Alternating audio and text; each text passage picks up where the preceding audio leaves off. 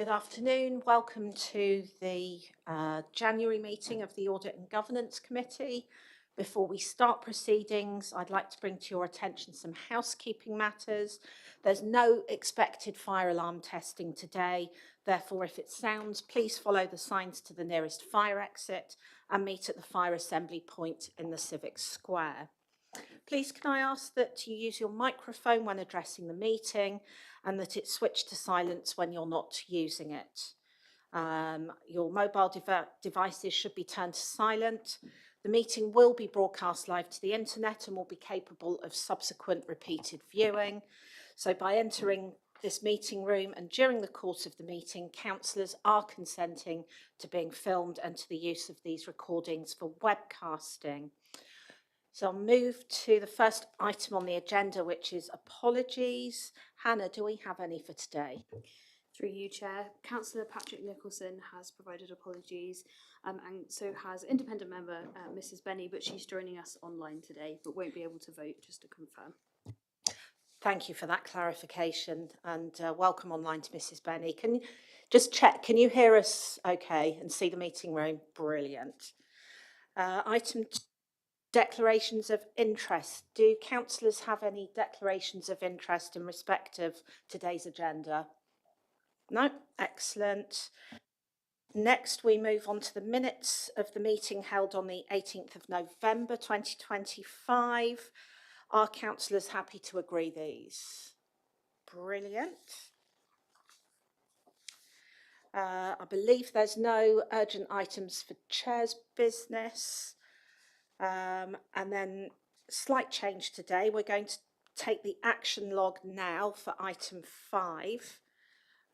Any comments on this? If people are happy to agree the action log as presented on the agenda pack. Councillor Rainsford. Sorry, thank you, Chair.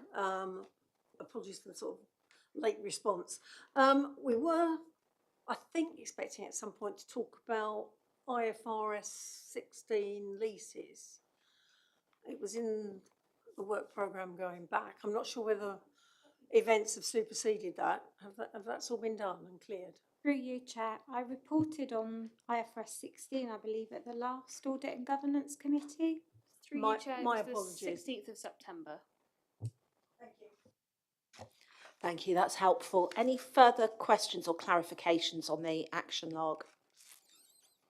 If not, then we'll note those. Thank you. Now move on to the work programme for item 6. This is on pages 17 to 20. Again, any comments or questions, points of clarification? Wonderful. We now move to the external auditor findings report, and I think Barry from Grant Thornton, you're going to present this today. Over to you. Thank you, Chair. So, cast of thousands from the audit team today. So, I'm here as the key audit partner that will be signing the statement of accounts when we get to the conclusion.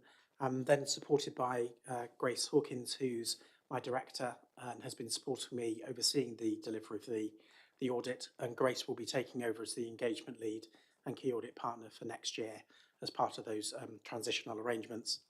And David is here as the audit manager that's been looking at the on-site work. So between us, we'll take you through the audit findings report. So the audit is still ongoing. We are substantially complete, and the audit report that you've got in front of you summarises the majority of the audit amendments and the audit findings that we've identified. And Grace and David will take you through those in a moment.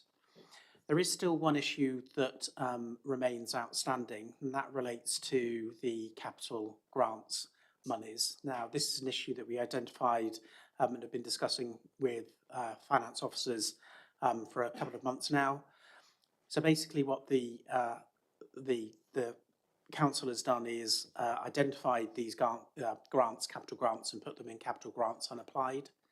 Now that should only be done where certain conditions are in place that the council hasn't yet met. Otherwise, they should be treated as revenue.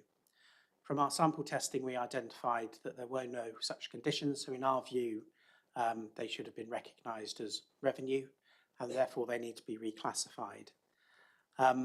Officers are now working through a number of grants to see whether similar circumstances exist. So we believe that there will be a material adjustment to the statement of accounts as presented with you today.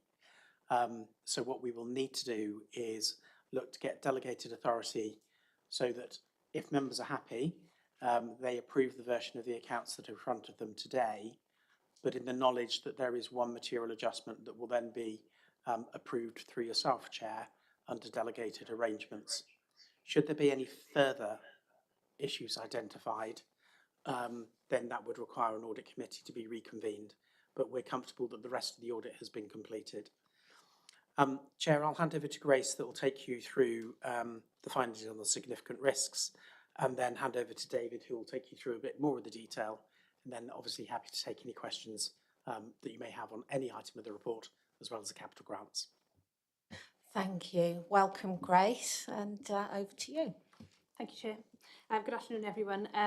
So yes, I was just going to touch on the significant risks. So we identified 4 significant risks in our audit plan that was reported last year, and we focused our testing on these areas, and no additional risks have been identified as part of the audit. And the good news is each of these areas are now complete.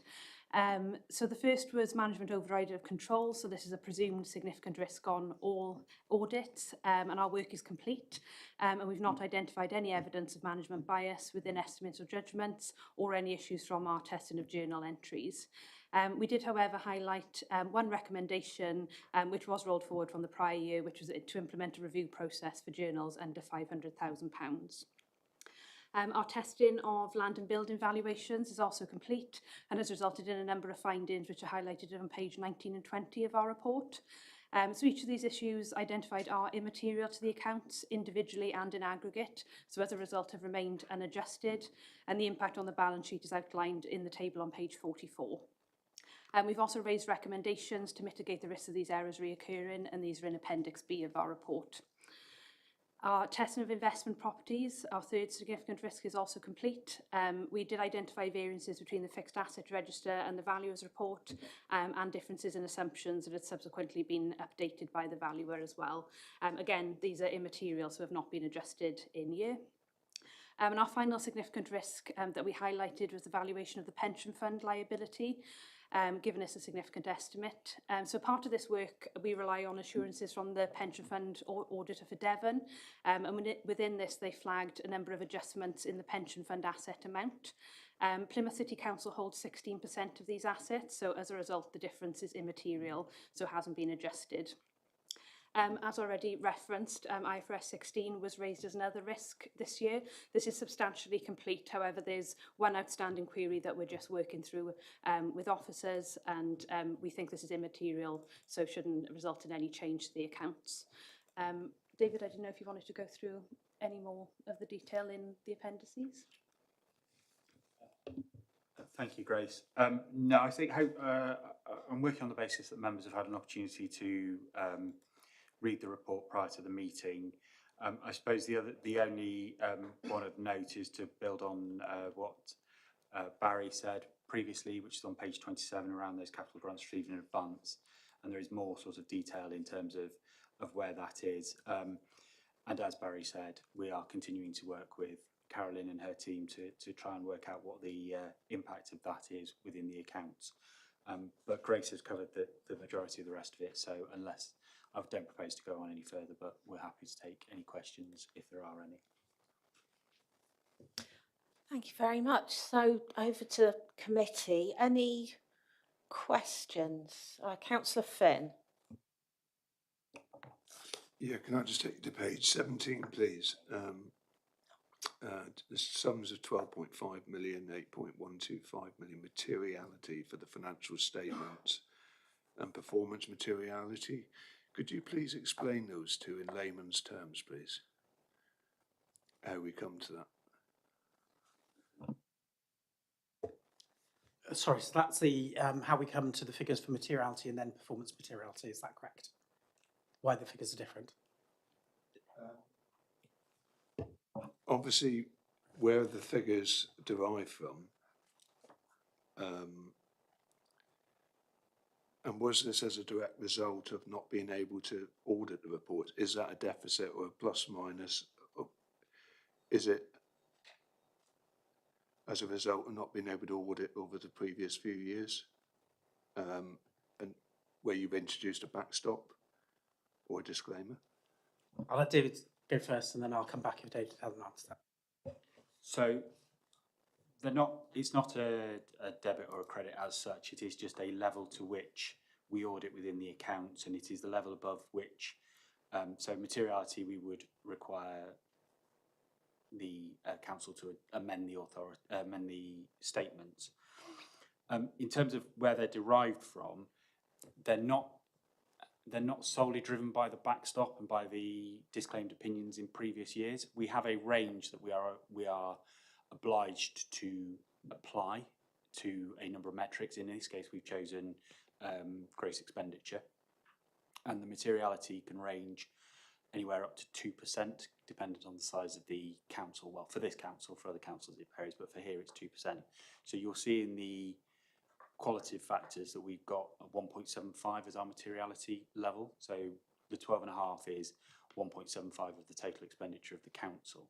The reason it is 1.75 and not 2% is obviously because of the issues that we've previously identified within the council's financial statements, and so we lower that materiality in order to bring more of the balances into the scope of our testing, so that we can give ourselves that level of comfort and members that level of comfort when we sign the opinion that we've identified the appropriate balances and done sufficient testing to provide the opinion that the balances we tested are free of material misstatement, albeit that is slightly caveated this year because of the previous backstop claims, and that will impact to a disclaimed opinion.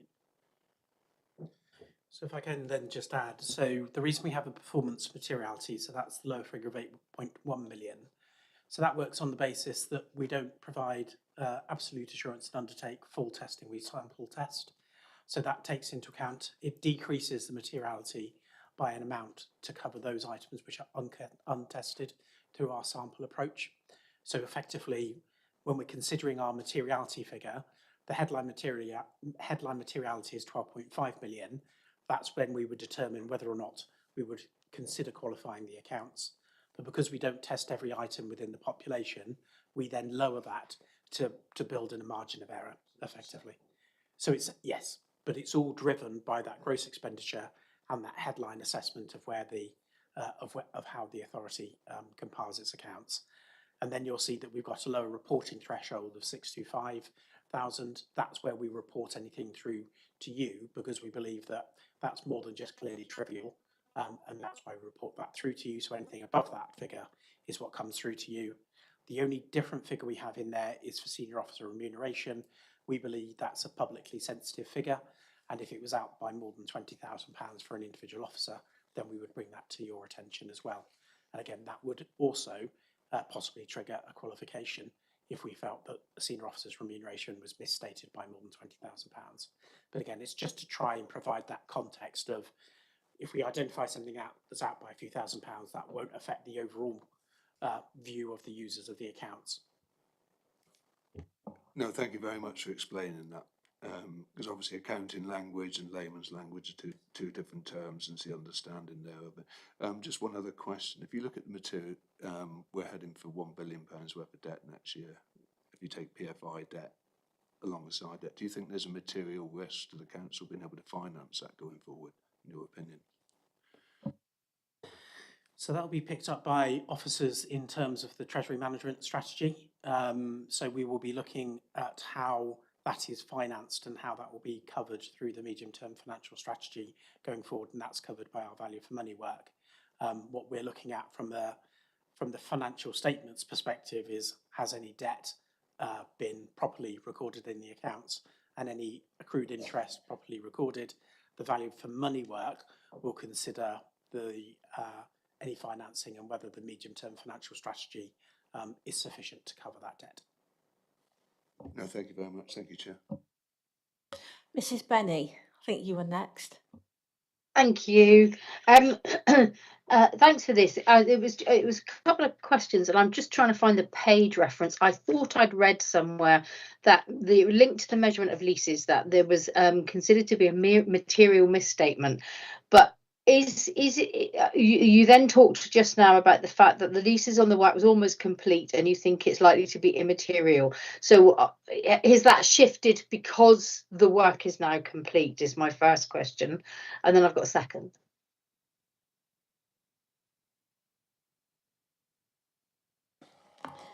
So I think where you've picked up the material misstatement was there was a risk of material misstatement. So this is what we use to identify the areas of focus for our testing. So now the testing is complete, we've confirmed that there is no actual material misstatement in the leases. So thank you. And then if we were to support a delegation, given that we're not sure at the moment of the completed work, is there a threshold that you would recommend above which it ought to come back to committee, or is your sense that actually the work to date is it means it's likely to not be a problem?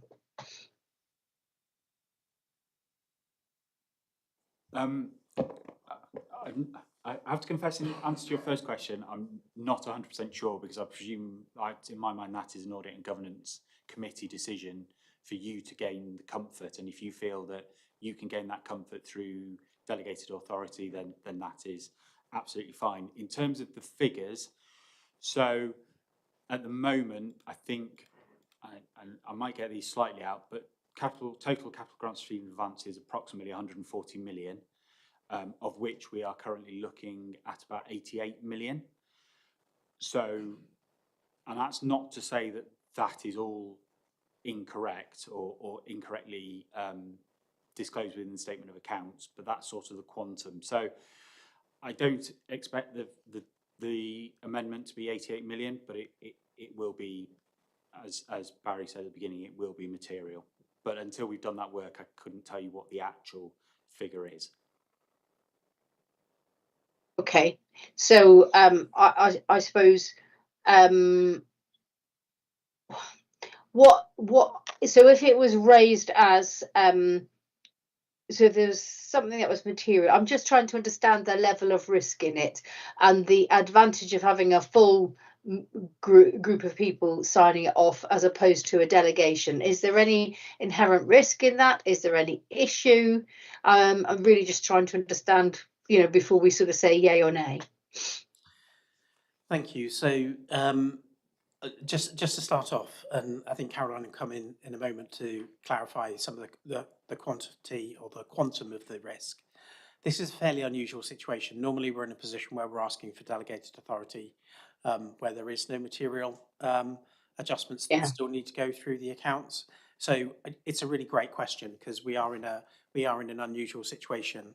I think the situation is also being forced by the imminent backstop date at the end of February. So what we're trying to do is try to find a pragmatic solution with working with the council and with officers in relation to that. Now, why we're comfortable that it can be done under delegated authority is we're able, and the audit report sets out that it's related to an isolated area. So we know that it just relates to the capital grants unapplied area, and we know what the impact will be that actually that then just flows through to the revenue, which means that your revenue account will improve, because that revenue will be recognised in the year rather than carried forward until a future period. We would also emphasise that this is like to have a prior year adjustment as well. So it won't just be affecting the current year, but it will affect the prior year as well. But from our perspective, it is contained to those single items.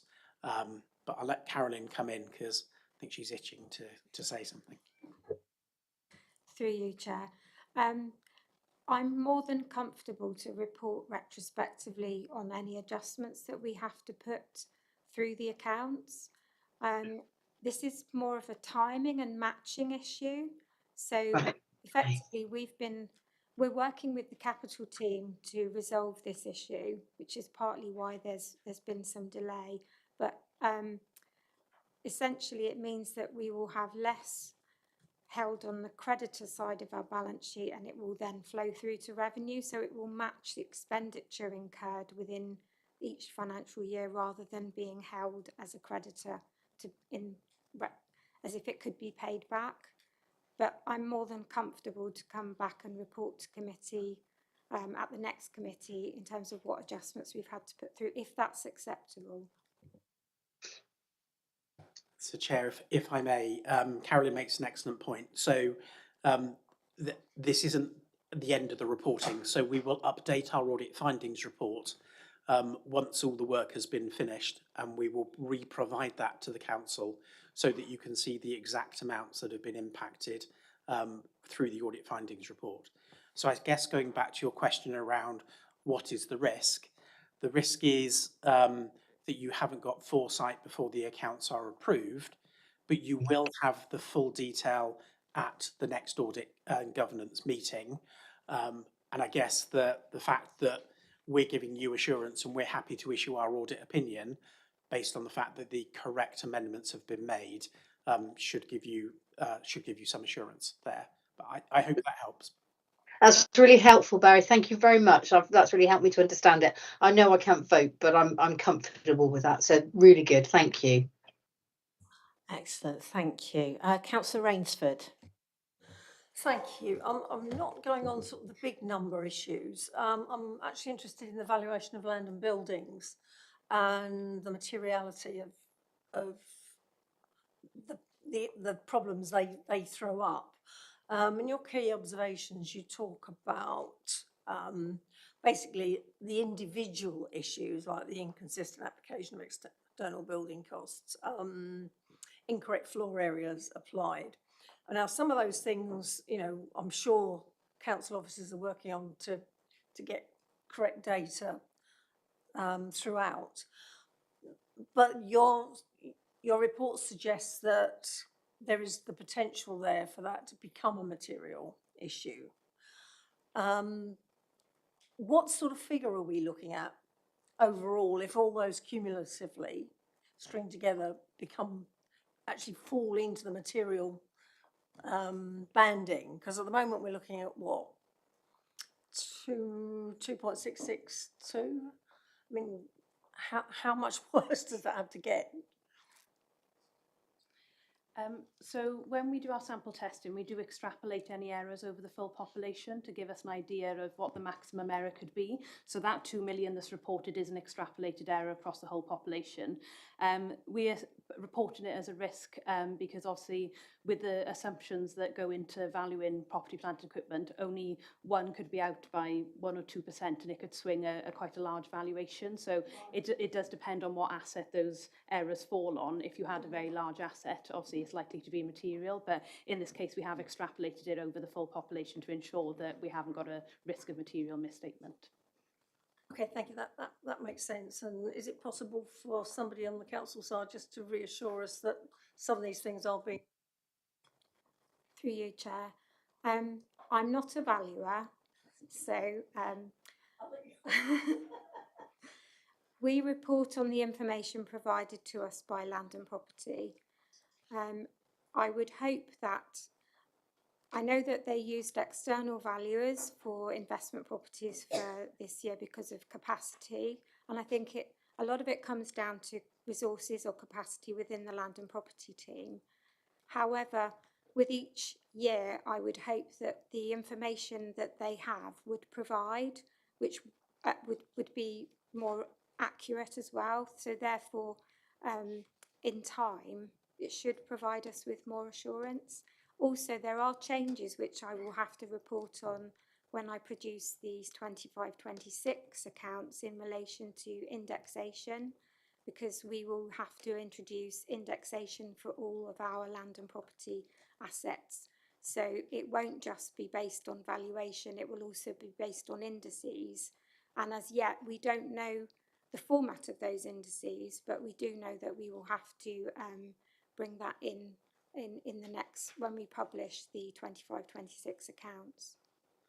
Thank you. That sounds like quite a big piece of work, doesn't it, Chair? I've got a very quick second point, if I may.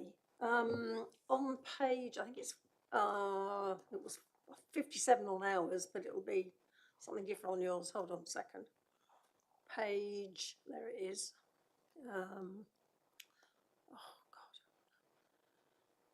33 of yours, IT General Controls Assessment Findings. Have you got that? Yeah. Can I query, Chair, on that page, an individual person is named in the management response paragraph. I would question whether or not it's appropriate to have an individual named.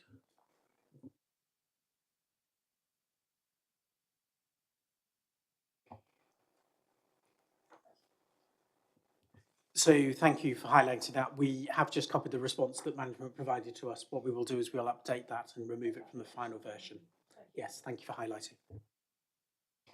Excellent, thank you for that. Any further questions on the external audit findings report? Oh, Councillor Sproston. Thank you. It's kind of more council directed. On page 72, I was just wondering if I could have a bit more further clarification. It's kind of follow-up of the prior year's recommendations. While there's a degree of understanding on why certain targets aren't met, I just have a bit of raised concern when we have kind of re-reported concerns, and I'm just making reference to the management have again not included Plymouth Science Park within the related party disclosures. I was just wondering if there's some sort of understanding or reason for that. Through you, Chair. That was an oversight, and we are under a huge amount of pressure to produce the accounts, and I think it was just something that got overlooked, but we are changing our procedures for related party disclosures to make sure that it is included. So, Anything further on this one? Councillor Rainsford. Sorry, Chair. It was just a question of, on page 41 of your report, the certification of closure of the audit. You're still waiting for the NAO. I wonder, have you got a timeline on when they're likely to come back to you? Or is that sort of wishful thinking? Thank you. So through the chair, this is an issue that we identify in all authorities. So basically the NAO undertake whole of government accounts. So they're basically providing an opinion over all entities that work in the public, that operate in the public sector. I think one of the reasons that the backstop has been implemented is so that that work can come forward. However, it's fair to say that the audit certificates for the 23-24 audits were not issued until the end of last year. We are hoping that it will be sooner in 2026, but we will keep you updated. We don't want to keep the audit open any longer than we can. So as soon as we get the go-ahead from the NAO, then we just undertake very, very limited top-up procedures to make sure nothing else has changed, like the building is blown down or whatever, and then we'll issue the certificate. Thank you. Mrs. Benny.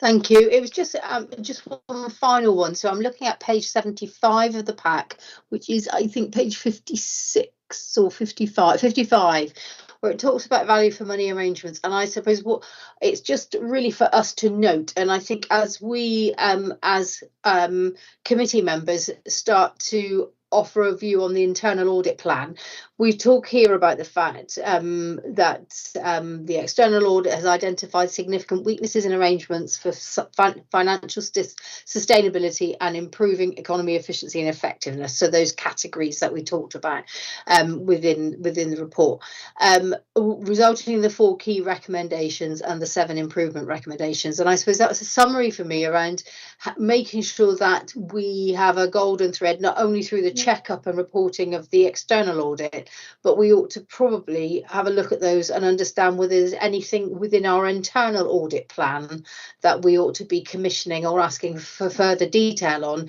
to ensure and assure that we've raised the game in this area as an organisation.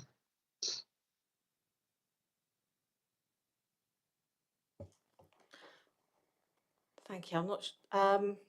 Does anyone want to come back to Mrs. Benny on that? Yeah. Thank you, Ollie. Yeah, I think probably the next meeting will bring the external audit plan to the March meeting, so that's a good point that can be brought up then, and I can certainly take that back to Louise Clapton as a suggestion. I would also, the next item is a verbal update on the response to audit recommendations, but we regularly pick up these issues through that report as well. But I think, yeah, there are issues in the financial, in the value for money judgment that was discussed at the last audit committee. I think, so I won't go into many detail, that we take very seriously, and there's a lot of work going on that we will update you on, either through internal audit testing or through this committee holding us more directly to account through the updates we do on external audit actions. Thank you. So if there's nothing further, we'll now move on to agenda item 8, which is the update on those external audit actions. So Ollie, over to you. Thank you, Chair. And this is just a brief verbal update, really, to note that since Audit and Governance Committee received a written update on the external audit actions, which I think was the September meeting, so the meeting before last, a further 3 we think have been closed, and we're just double checking that our assessment against what our colleagues from Grant Thornton have set out in this latest audit finding reports. There is a lot of other work ongoing. We clearly now have to layer on top of that historic information all of the audit findings from this latest audit, plus the value for money findings from the value for money, the annual audit report that was considered at the last committee. So we will be doing that. We expect that there's a lot of duplication there in terms of all issues that were highlighted in previous years that have been addressed to an extent, but aspects of them remain unresolved, and some of the valuations work in particular is difficult to get entirely right, but we feel we're making progress there. So we expect some issues to reappear. We're hoping also that the cross-referencing against the latest audit findings report will mean we can close off a number of historic recommendations again. So I would suggest that we bring a written report either to the next meeting in March or the meeting after that and update you more fully, having taken stock of where we were at with the latest audit findings report and the value for money judgments. Thank you, Ollie. Any questions on that one? Mrs. Benny? Yeah, I just wanted to say thank you, because this has been for quite a long time now really difficult, hasn't it, to get through and catch up and play catch up and start a new year having, with all the legacy of the various different deadlines and things. So a big thank you to the offices, because I know this has been really difficult stuff, and also the auditors, and that sounds quite absolutely reasonable in terms of an update.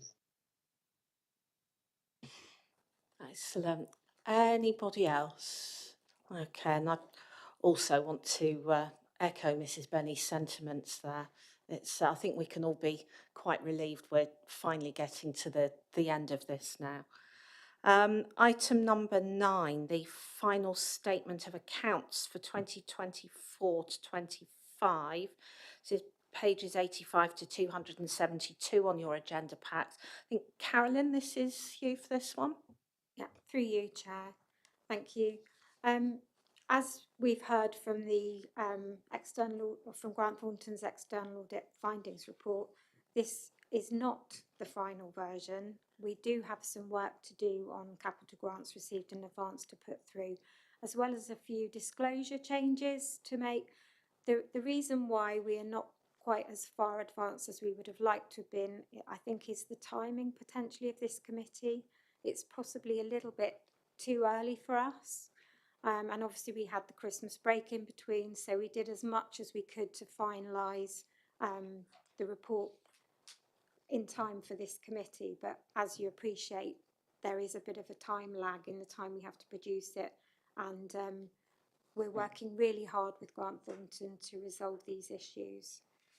So my report really just talks about some of the history as to where we are and why. So we know that we will receive a disclaimed opinion for this year because of the auditor's inability to provide assurance over the opening balances held within the accounts, and a lot of that is historic across many local authorities who were affected by the backstop arrangements. As you know, we published 5 sets of accounts in about 4 or 5 months leading up to the backstop deadline of the 28th of February 25, and this set of accounts we are aiming to publish by the deadline of the 27th of February 26, so that we fit in with the backstop legislation. And I'm hopeful, I'm not anticipating any issues. If we need to put through adjustments, then we will do so to ensure that we comply with the backstop deadline. In terms of rebuilding assurance, there's still a gap, I think, in the information that's available over what's needed. We are in discussion with Grant Thornton over how they will restore assurance in our opening balances going forward, but I think it's still too early to say how and exactly when that is going to happen. In terms of audit completion, I've also attached the annual governance statement, which forms part of the account, so that will need to be signed and published at the same time as we publish the final statement of accounts. I've attached a draft letter of representation and a draft opinion from Grant Thornton, which are all the sorts of things that you would need to be aware of. And I think I'm happy to answer any questions in relation to what people have said. I appreciate it's a lot of information, but unfortunately I can't condense the accounts as much as I might like to. And each time I come back with a reiteration, a lot of it is very much the same, but there might just be some changes. I have highlighted where we've made some adjustments on part 5, changes in draft, and most of those are in relation to related party disclosures and pensions, total assets. I think there's a few typographical errors, but the biggest change will be the capital grants, which I'm yet to report on, but I will come back to committee to report on that. So I'm happy to hand back to you, Chair, for recommendations. Thank you. I see Mrs. Benny, you have a question. It was just one really in terms of the context. Thank you, Carolyn. And around, is this the last set of accounts that are going to have the issue around the disclaimed opinion because of the opening balance? So once we draw a line under these, will it all then settle down, or is there still a legacy to come with some of this? Through you, Chair, I'm going to hand over to Barry from Grant Thornton because I can't give you that assurance. Okay. Thank you. So disappointingly, the answer is no, it won't be the last set of accounts. We are still working both with our regulators and with the National Audit Office, SIPFA, and MHCLG to determine the way back from the qualification. The issue is not so much around the opening balances position, which would possibly be the case. It's more around those transactions that weren't audited in the years that were subject to the backstop and no audit work was undertaken. Right. Now, we are in a strong position at Plymouth because we have been able to complete subsequent audits. So we would look that there is a path back to reassurance in the future.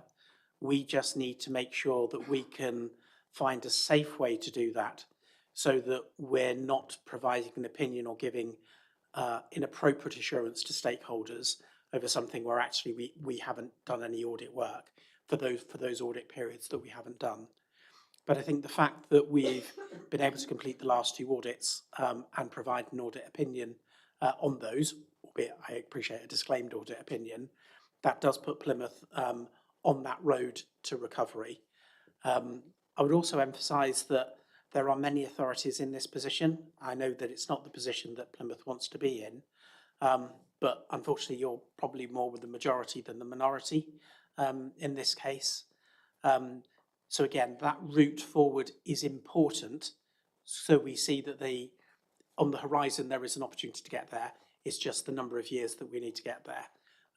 There are other authorities where that horizon is perhaps more of a dot in the distance. And can I just ask a supplementary question then? So because there have been additional audits in some of the areas outside of the audit for a specific year, basically, is it that you're therefore saying that in those areas we're taking away the black holes almost, and that stuff is becoming gradually more visible because you're tackling different areas that previously hadn't been covered? Is that the right understanding? That's right. So thank you through the chair. So if we think about it in different ways, so if you think about something like investment properties, we know that investment properties are revalued every year. So you could see that in a 3 or 4 year period, actually the revaluations have caught up with themselves, and therefore we're comfortable that the balances that are disclosed within the financial statements and the prior year opening balances are correct and appropriate. So the path through to reassurance is quite quick in relation to that.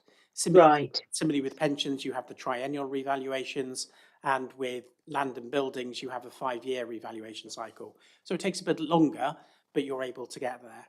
The challenge is where you've got transactions where there isn't any assurance over the years in questions. So a bit like we're talking at the moment about the capital grants treatment, and whether that should have been revenue, whether there's been expenditure items that we've not checked. Now, those will have flown through to the reserves position. There may also have been other things that have transferred through to unusable reserves, such as the MRP. That's the bit that is more of a challenge to regain the assurance over. But again, building back the recent knowledge and experience does put us in a better position to be able to get there eventually. Okay, thank you. That's helpful. Thank you. So I've got Councillor Finn. Or ladies first. Oh, Councillor Rainsford. Sorry, I didn't see you indicated. It was just an observation. I mean, we sit on this committee and we scrutinise and we're very critical often. But looking at the work and the progress that's actually been made here, it is actually significant. And the work the auditor, and just reaffirming Mrs. Benny's comments, I think we should acknowledge the amount of work that's gone into this, both from the auditors as well as our officers. Yeah, I wholeheartedly agree. Thank you, Councillor Rainsford. Councillor Finn.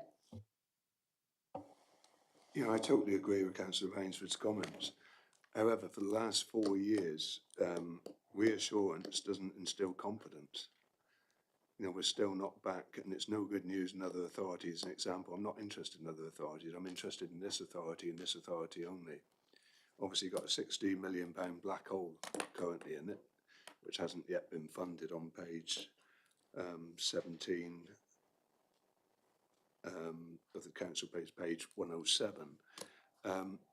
We need to get to a situation, obviously this has been ongoing for the last 4 years, we need certainty going forward that we're not going to be encountering this discussion anymore, that there is more confidence being instilled in the figures. We appreciate all the fantastic work that the officers do, but obviously with the changes of Section 151 officer, what's been discussed previously, what's not been discussed is the capital grant from government regarding the capitalisation.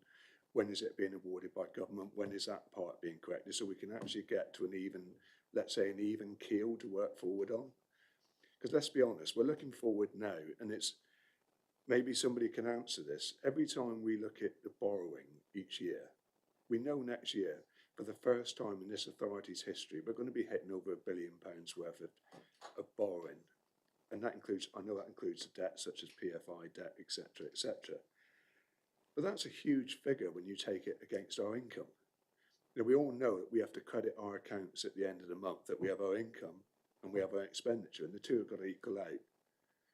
Now, going forward, we know a lot of that debt is also long-term, over the next sort of 50 years, so it's going to impact the authority over the next 50 years and where we go. The problem I have is that each time you look at the figures going forward is, our borrowing ceiling is. it seems to be going up in line with every debt figure. Well, surely a debt, a borrowing ceiling needs to be a static figure that sort of says, this is where we are. This is the maximum amount we can borrow for, say, the next 5 years under a 5-year business plan. And if we can't, if we exceed that, then we've got to start looking to cut our cloth accordingly. If not, common sense would say your house finances are bankrupt. So we need some sort of confidence in these figures, and we need confidence that the debt is sustainable over the long term, that we're going to have the income to actually sustain that. And that's where I have a slight problem. So it's not down in any member of the authority, but, we come to a stage, if we look at the borrowing for next year, that we're borrowing X amount of money, but we've got a contingency built into that of another 38 million of possible borrowing. When does it come to a stage that somebody actually turns around and says, you've exceeded that now, you've got to start paying down, you've reached the end of the line? And I think that's my problem. Is that your question, Councillor That's my Finn? question, yeah. Okay.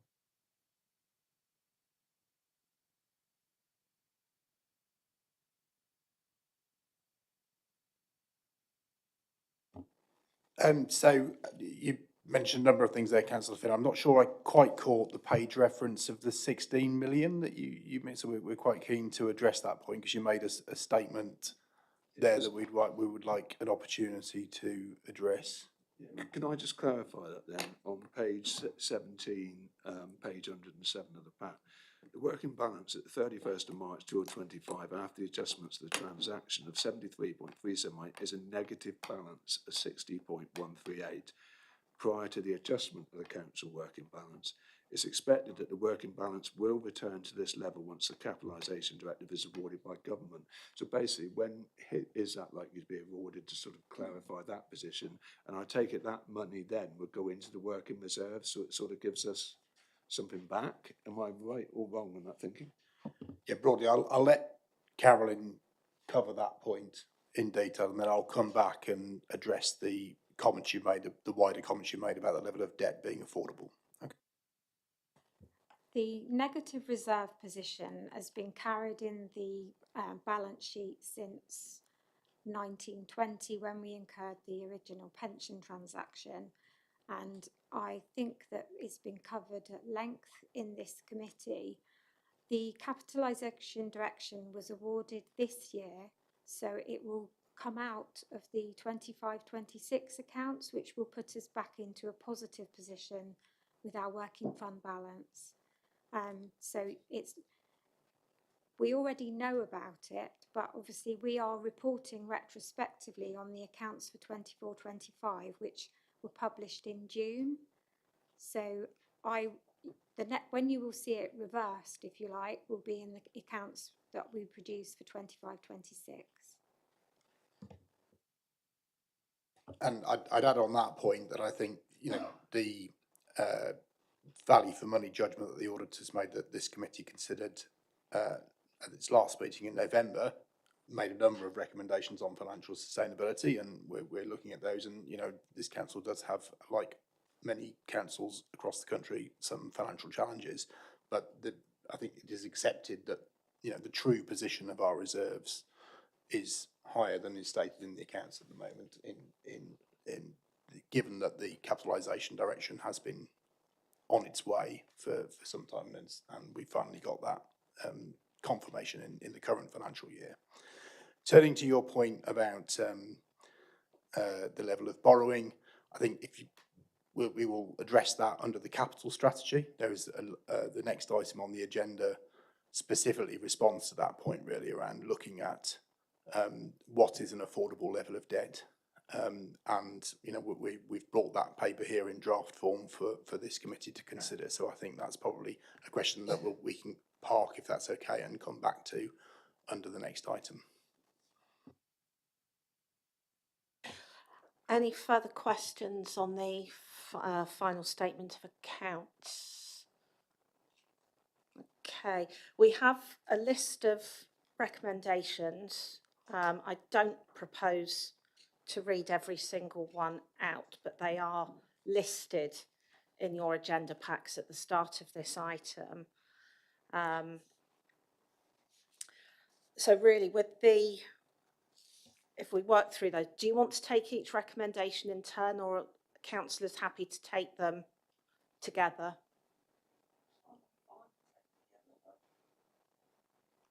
Okay. So is committee happy to agree the recommendations on this, for this agenda item, including approving the statement of accounts attached as per Appendix A in the report, and the delegation of the authority to the S151 officer in consultation with myself as chair to sign the letters, noting the amendments, and approve the letter of representation at Appendix B. I'm summarising here, but I think it's bears repeating for the minute, and those who may be watching online, and to consider the draft audit opinion report as per Appendix D. I'm going to abstain. Okay. Is that on all of the recommendations or one particular one? It's about approving the accounts going forward. Not at that point. Okay, but the remainder of committee is happy to agree those recommendations? Okay, thank you for that clarification. That's helped. You have everything you need for the minutes. So now move on to item 10, which is the capital finance strategy, pages 273 to 292. And I think, Ollie, this is your one today? Thank you, Chair.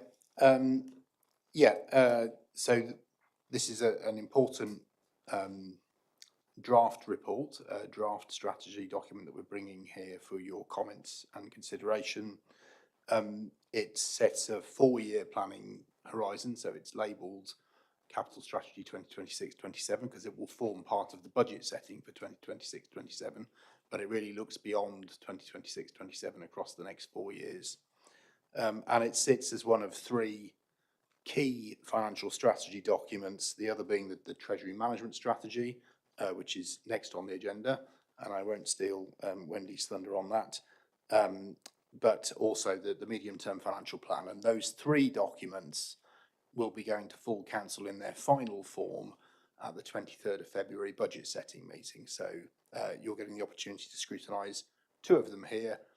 The budget proposals are being scrutinised at the Budget Scrutiny Committee over the next 2 days. So the capital strategy is a draft report, as I've said. We're bringing it at a point where there is one issue in particular, the uncertainty over the dedicated schools grant deficit, that is likely to result in a potentially material adjustment to the figures here. So the final figure, the final figures and the final report presented to full council, a lot of the words will look very similar, but we expect the DSG deficit numbers may change. We understand that there is some support coming from government that will be announced on probably early February, mid-February, with the final settlement, and we're just waiting for details of that. We've taken a relatively prudent view and a sort of approach of planning for the worst and hoping for the best. So we expect that the level of debt projected due to the DSG deficit is likely to come down, but we don't know what that will be yet. And I just highlight that because it's quite a material area of uncertainty, and I'm afraid we can't bring you up-to-date figures just yet, but we expect to do that at full council in February. So what this strategy paper does is it looks at our overall requirements to borrow and hopefully addresses the point that Councillor Finn was making and asks the question, is this affordable? And then from the capital strategy document, there are a set of, from the sort of high-level principles set in the capital strategy document, there are a set of detailed Treasury management prudential code indicators that are set out in the Treasury management strategy. So really taken together, the 2 documents are there to ensure that the council is operating prudently and ensure that the level of debt is financially sustainable, and to set a framework within which the council's borrowing activities take place over the next 3 to 4 years. And it's revised and updated every year, but it does look forward over that medium-term horizon. I won't take you through the report in detail, but I want to pick out a couple of points. One is that, this is in, I'm just finding the right page reference for you. Yeah, I think it's page 4 of the report, and table 2, and there's a section entitled the Capital Programme Review. So we've done a lot of work over the last 6 months or more to review the capital programme, and this is sort of in direct response really to recommendations that were raised by Grant Thornton in previous audit findings reports, to review the capital programme and really sort of understand what's in it and review the need for those schemes, and is that the right level of programme at the moment. So that's resulted in quite a lot of rescheduling and reprofiling of expenditure into future years, and also a number of approvals removed from the programme, which has had the effect of substantially reducing or deferring the borrowing that would otherwise be there for the capital programme. So that's quite a significant piece of work we've undertaken this year, and the results are sort of summarised in that table too. I would also highlight the capital pipeline, which is section 4 of the report, immediately below that, which sets out, and all of, so this is table 3, sets out our anticipated capital programme. So these are schemes that have not yet been approved. They haven't gone through the governance. They're therefore not on the council's approved programme, but we do anticipate a need to borrow, or a strategic objective to borrow or finance from grant future capital expenditure in these areas. And so we factored that capital pipeline into our capital strategy, and in turn the treasury management strategy, when we're considering what's affordable to borrow, because what we don't want to do is to set ourselves a debt ceiling, a framework that then we know we're likely to exceed because we have these requirements coming forward. And I think it's important to note that all of this investment, the capital programme that's detailed in section 2, and the section 3, and the capital pipeline set out in section 2, represents really significant investment in the city and the city's assets in the public realm, support for regeneration, schemes like the National Marine Park, the Civic Centre, and so on and so on. Some of those are set out as examples. Our major roads programme, highways maintenance. There's a wide range of investment, and a very dynamic and ambitious programme. And what we're doing here is just checking that that's affordable and making sure that our plans are sort of financially sustainable and prudent.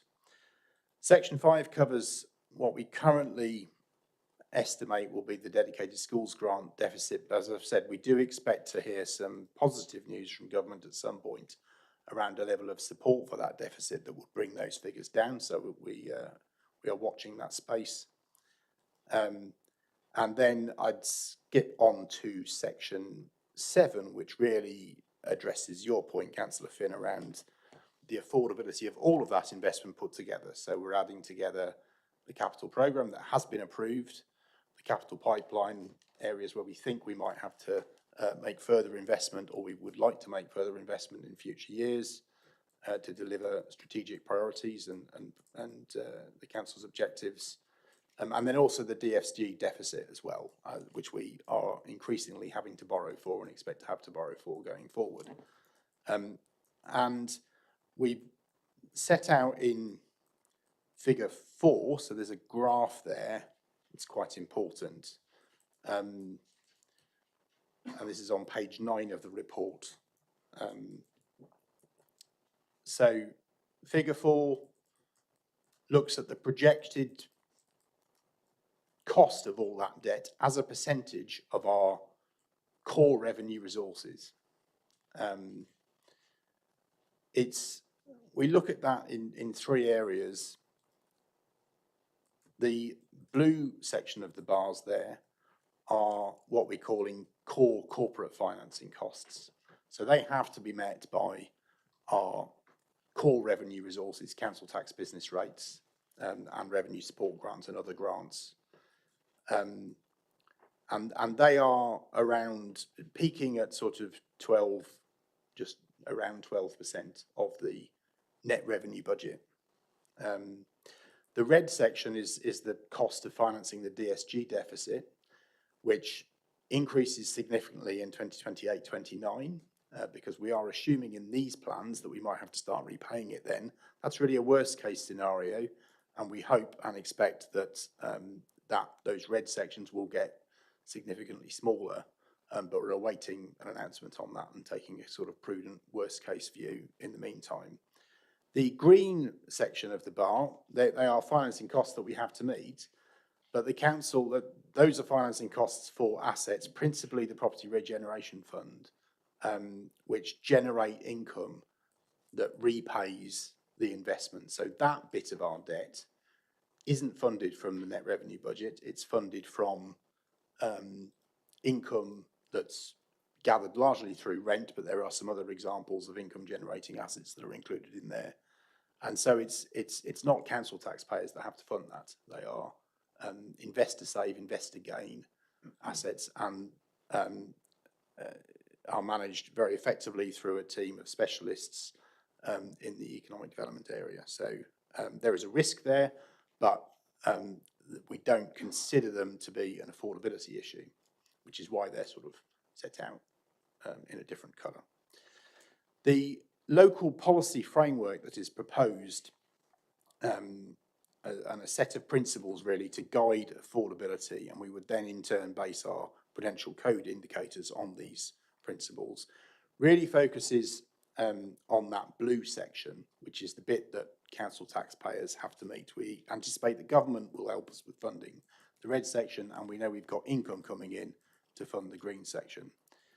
So have a look at those principles, and we really welcome your thoughts on them, but we believe that taken together, they set out a governance framework and a set of principles that we will take forward to Cabinet and then full council in February, that really ensure that debt is affordable. You'll note that principle number 2 sets this target cap of 12.5%. That excludes the red and the green bits of the bar, which we expect to be funded elsewhere.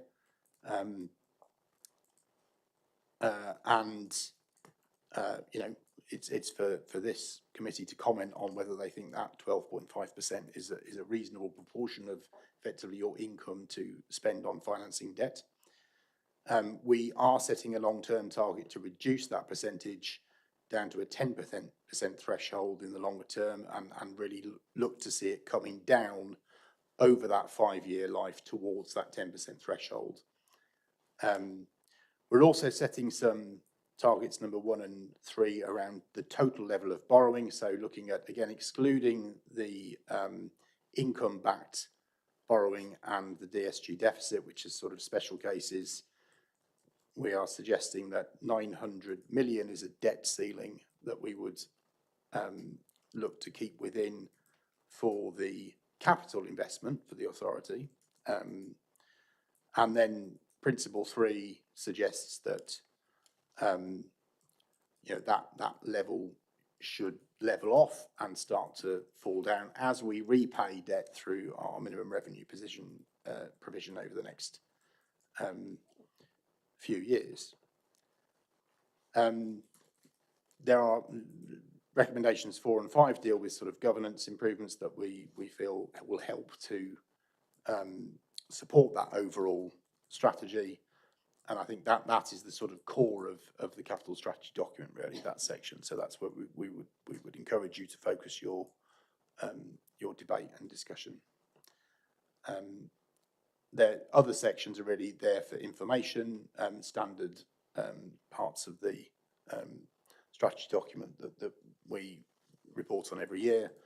And so I don't have anything further to add, and I'm happy to take any questions. Thank you, Ollie.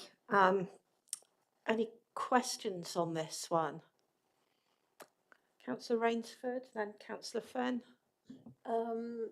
Yeah, the schools grant, dedicated schools grant issue is obviously one that we are hopeful of getting some support with.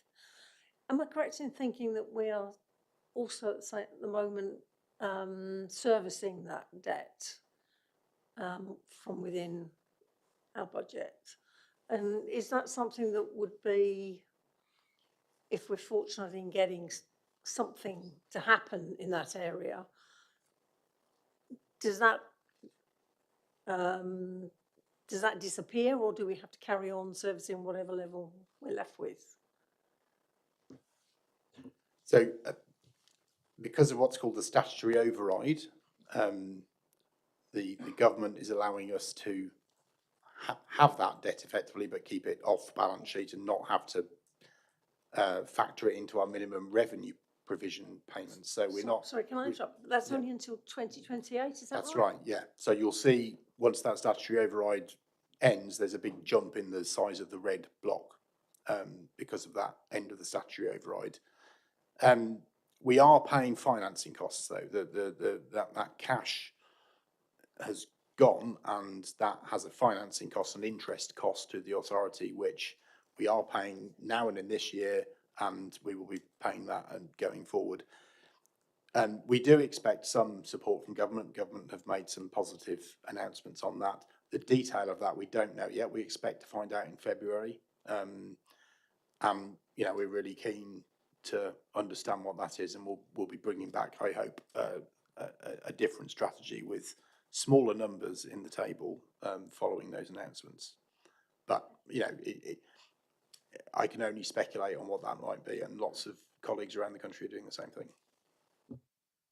Thank you. Councillor Fenn, and then I'll bring in Mrs. Benny.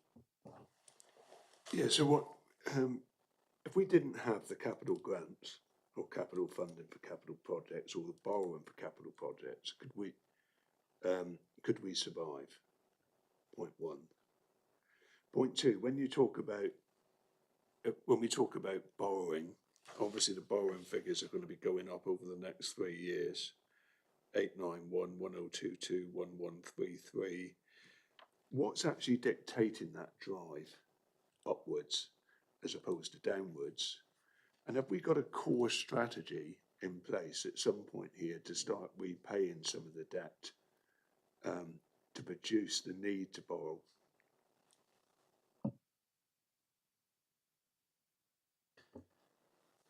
So the first question was, I think, just to make sure I've understood it correctly, if we didn't borrow for capital investment, could we survive? I think there are a lot of statutory assets. So the highways network, for example, buildings that we own that we use to provide statutory services, public realm infrastructure that requires the council to borrow to replace, to make structural repairs to, or to renew. So yeah, I think a certain element of capital financing is essential really for the sort of safe and legal operation of the city's infrastructure.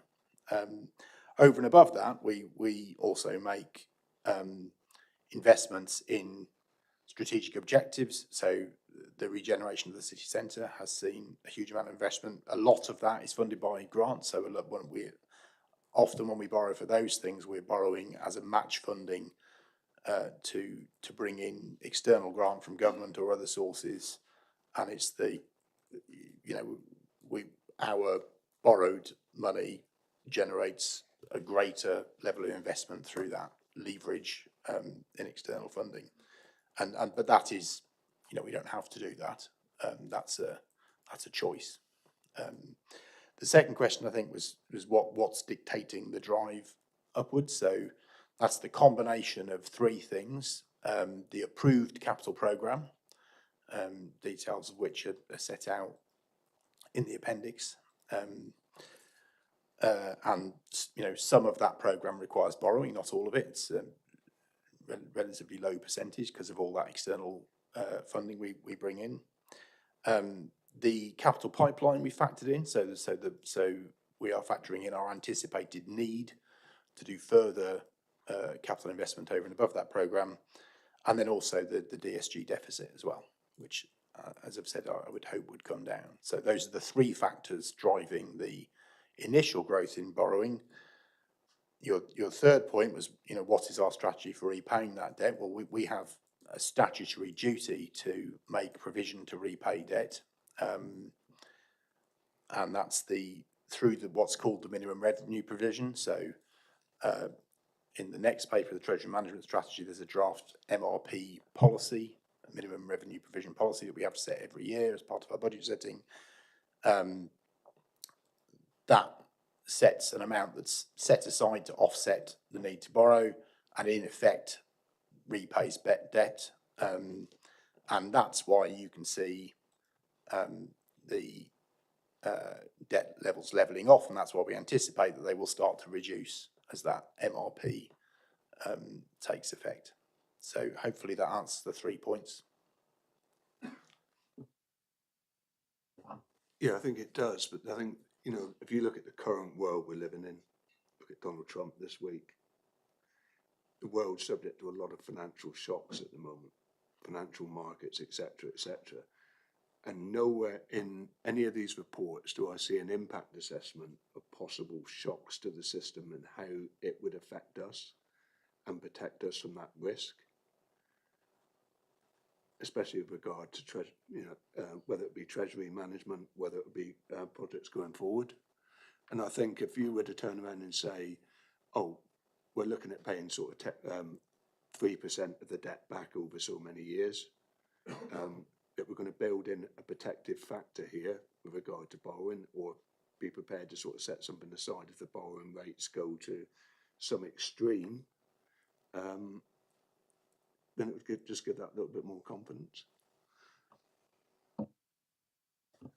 So our interest rate exposure is something that we manage quite carefully through the Treasury Management Strategy. So I'll probably again defer that point for the next item, because I think there is, and I've asked Wendy to pick it up there. So certainly, any borrowing activity carries risk, and there is a detailed report and a detailed framework of prudential indicators that Wendy will introduce at the next item that is there to manage and mitigate that risk effectively. Okay, Mrs. Benny.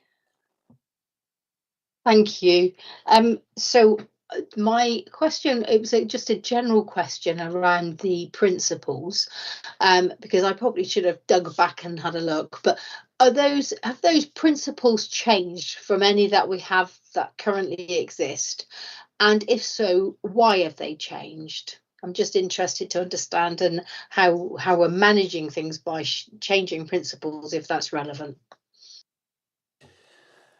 Yes, they have changed. I think this is it's a departure from what we've done routinely in years gone by. We always have a set of principles that we set, and this is a statutory requirement through the Prudential Code. So we've always used historically the Prudential Code indicators and those calculations to set our sort of debt ceiling through the affordability limit. And you'll see all of those in the Treasury Management Strategy. This year, I think we've taken a view that, we would like to set these are supplementary to those Prudential Code indicators. They don't replace them, but this is what we call a local policy framework that's not nationally prescribed, but which we believe fits Plymouth's circumstances better. In particular, I think that the Prudential Code doesn't handle the what I'd call income-backed financing, so that property regeneration fund investment that we've made in years gone by, where the cost of the debt is being repaid and more by the income that's generated. So this framework caters for that in a way that the Prudential Code as a national framework is a bit of a blunt instrument and doesn't cater for that. So in part, we've tried to sort of address that issue for the first time really in this capital strategy report. Also, I think we have to recognise that you know, we've got an ambitious capital programme, and you know, we've had comments on financial sustainability from our auditors that we need to take note of, and we're trying to address that through a framework that is our position as a council that says this is what we think is sensible. So would it be fair, thanks Dolly, would it be fair to say that they are a reasonably prudent approach in terms of a set of principles? Because I'm having not got experience around the percentages and whether they're fair or not. I'm just trying to understand actually what we're setting here. I think that there is no hard and fast rule around what is an affordable level of debt for local councils. I've heard of the figure 10% mentioned, and it's used.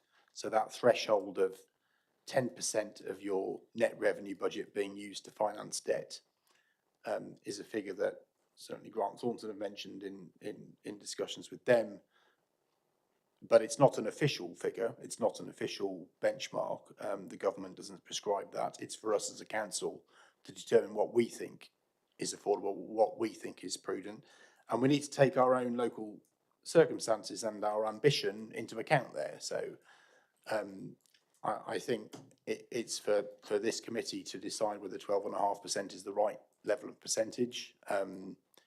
That's a figure we've developed in conjunction with the Capital Programme Board and our Treasury Management Board, internal member officer committees, and this is the first time it's been brought to a formal committee of the council, and then Cabinet will consider it. But I think yeah, it's not too far off that 10% threshold, and it does reflect a very ambitious and dynamic city with an ambitious capital programme. So it is probably that bit higher because, but you know, that's because of all the, you know, the breadth and scale of the projects we've got underway.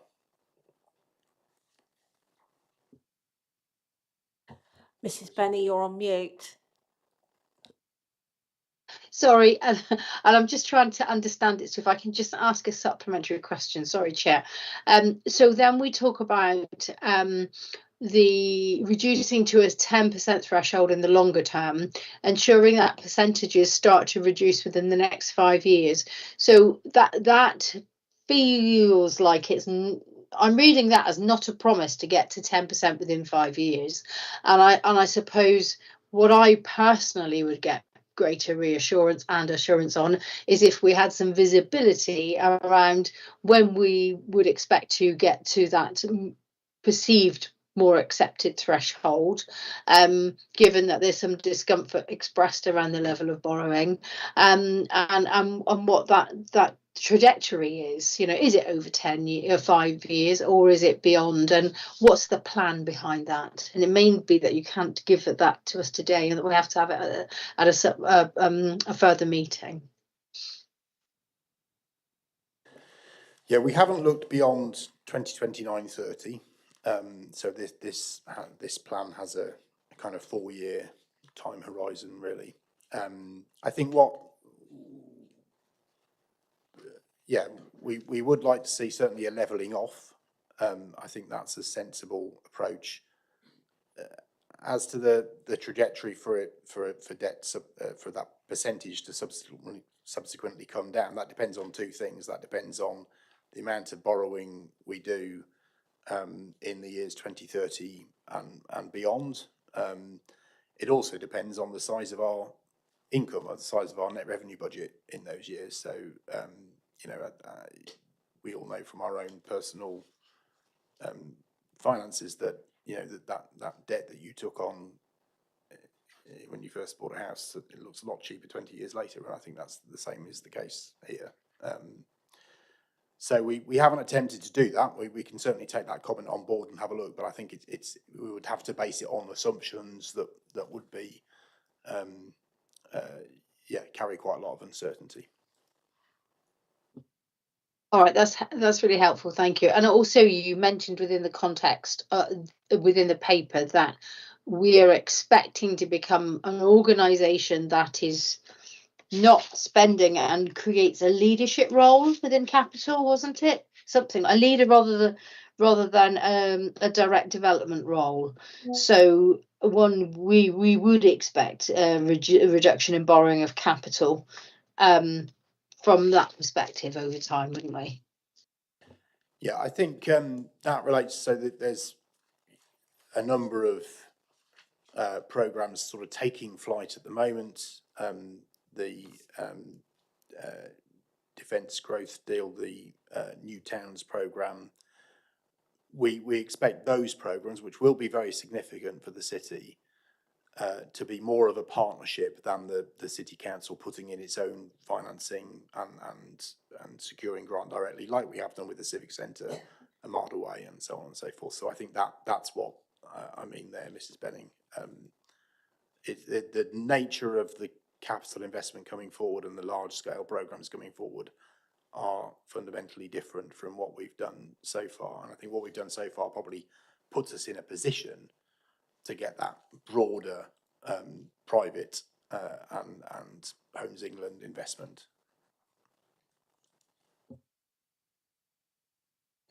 Councillor Sproston.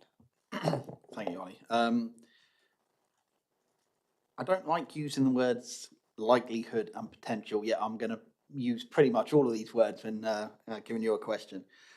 Being the ever optimist, essentially in light of potential support on a national side, what would we be looking at in a realistic term of an update on such a report if that funding was to come in? The reason why I'm kind of asking this is just essentially is we look at our kind of interest rates and the repayments, and I think it's so difficult to get, I don't envy your job, let's put it this way, but kind of getting a kind of finite kind of decision on this is always going to be difficult, because too much of a percentage you're putting a burden on the extra services, and is the likelihood of this national support going to come and make a good change? And I was just kind of asking for a bit more of an update and understanding on that.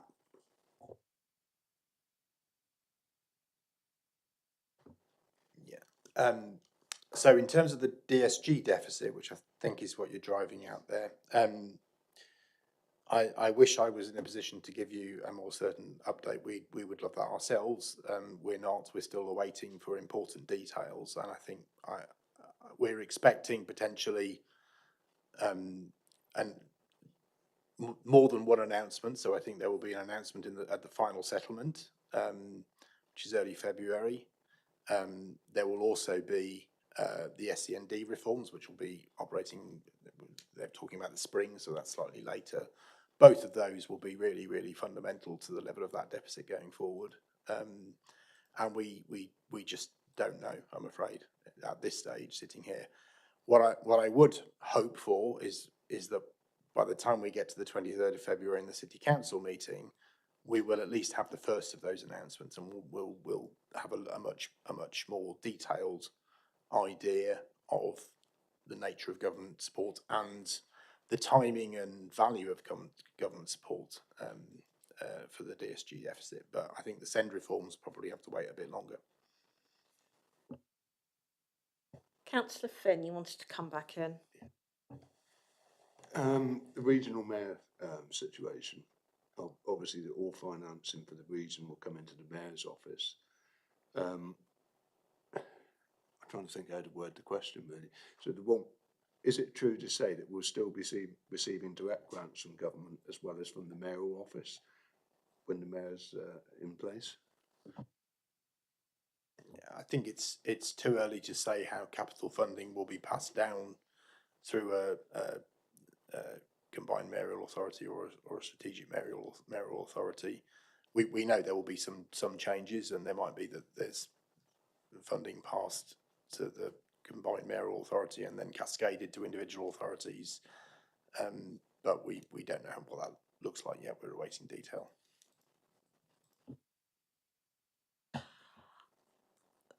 Thanks, everyone. If there's no further questions, I'm going to propose a very short 5-minute comfort break because I'm conscious about I'm just going to check with democratic support that we don't have enough of a quorum if anybody needs to leave, or do we have it now? We do now. So I'm going to propose it anyway. Would people like a comfort break for 5 minutes, or are you happy to continue with the agenda and press on?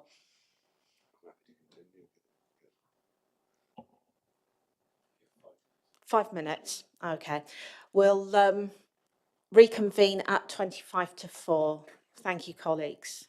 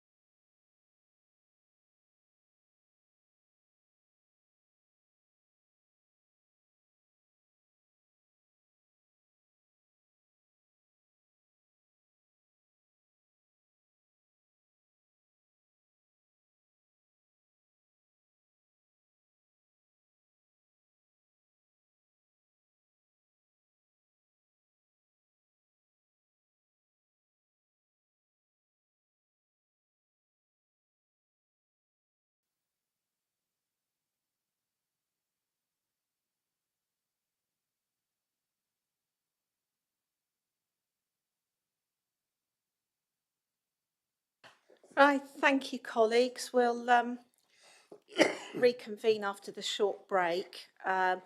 One more point on item 10. We do have a recommendation because it's a draft strategy. This committee is recommended to note the strategy and think about any recommendations to make to Cabinet, who will consider the final version of the capital strategy at its February meeting, as I believe Ollie has already talked about. So is committee happy to note the draft strategy report? Excellent, thank you. It is a draft. So we now move. Oh, Mrs. Benny? Sorry, I've set printer running, so I apologise for the background. I did wonder whether there is whether there ought to be consideration, and I know it's hugely variable, but we've in here we set a target cap of 12.5%, as we were talking about, and Ollie explained, but whether we ought to set an ambition of reducing that cap over a period of time more explicitly, and whether there ought to be consideration of that at its next discussion. How do committee feel about that as a whole? I think that's reasonable.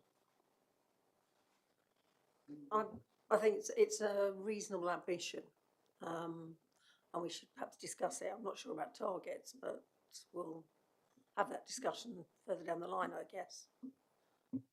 Yeah, I think that would be safer once we've got more information that's on its way to us. I think that would be safer. Ollie? I would just add it will be reviewed every year. So, you know, it's a long-term strategy and it will come here every year. So, Excellent. So on that basis is Councillor Cuddihy? I was just going to add, if we're going to seriously consider that, we ought to hear from the relevant cabinet member about what the strategy is and why debt is where it is and what the future ambition is.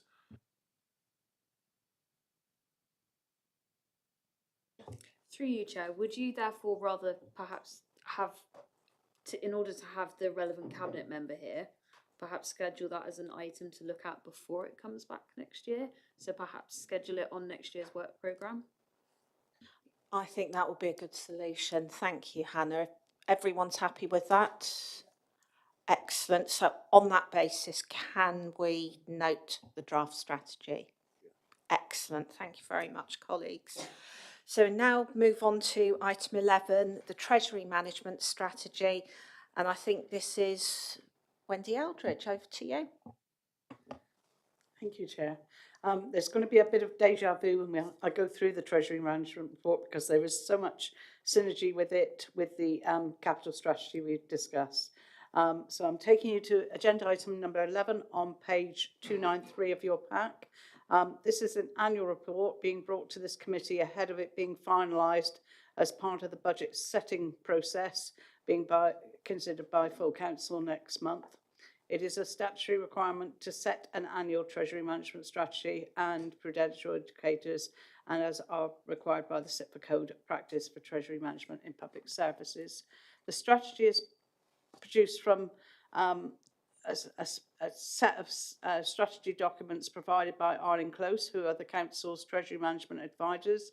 The draft version reflects Arlene Close's economic and interest rate forecast as at December 25, and as Councillor Finn picked up, there is a moving world out there that it will be updated as we become aware of updates in the economy.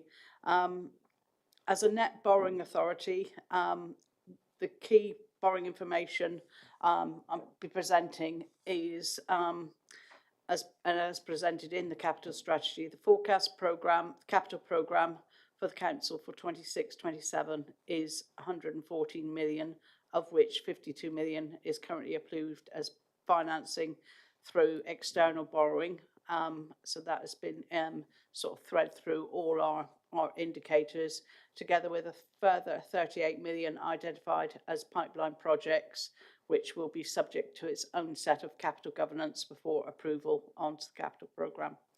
The capital financing requirement for 26-27, based on those forecasts, is for capital finance requirement of 961 million, which is the council's underlying need to borrow for capital purposes, and it will be different through to the actual debt I'll be presenting next, through the fact that we do have opportunity to sort of internally fund elements of the capital programme where have received grants in advance, etc.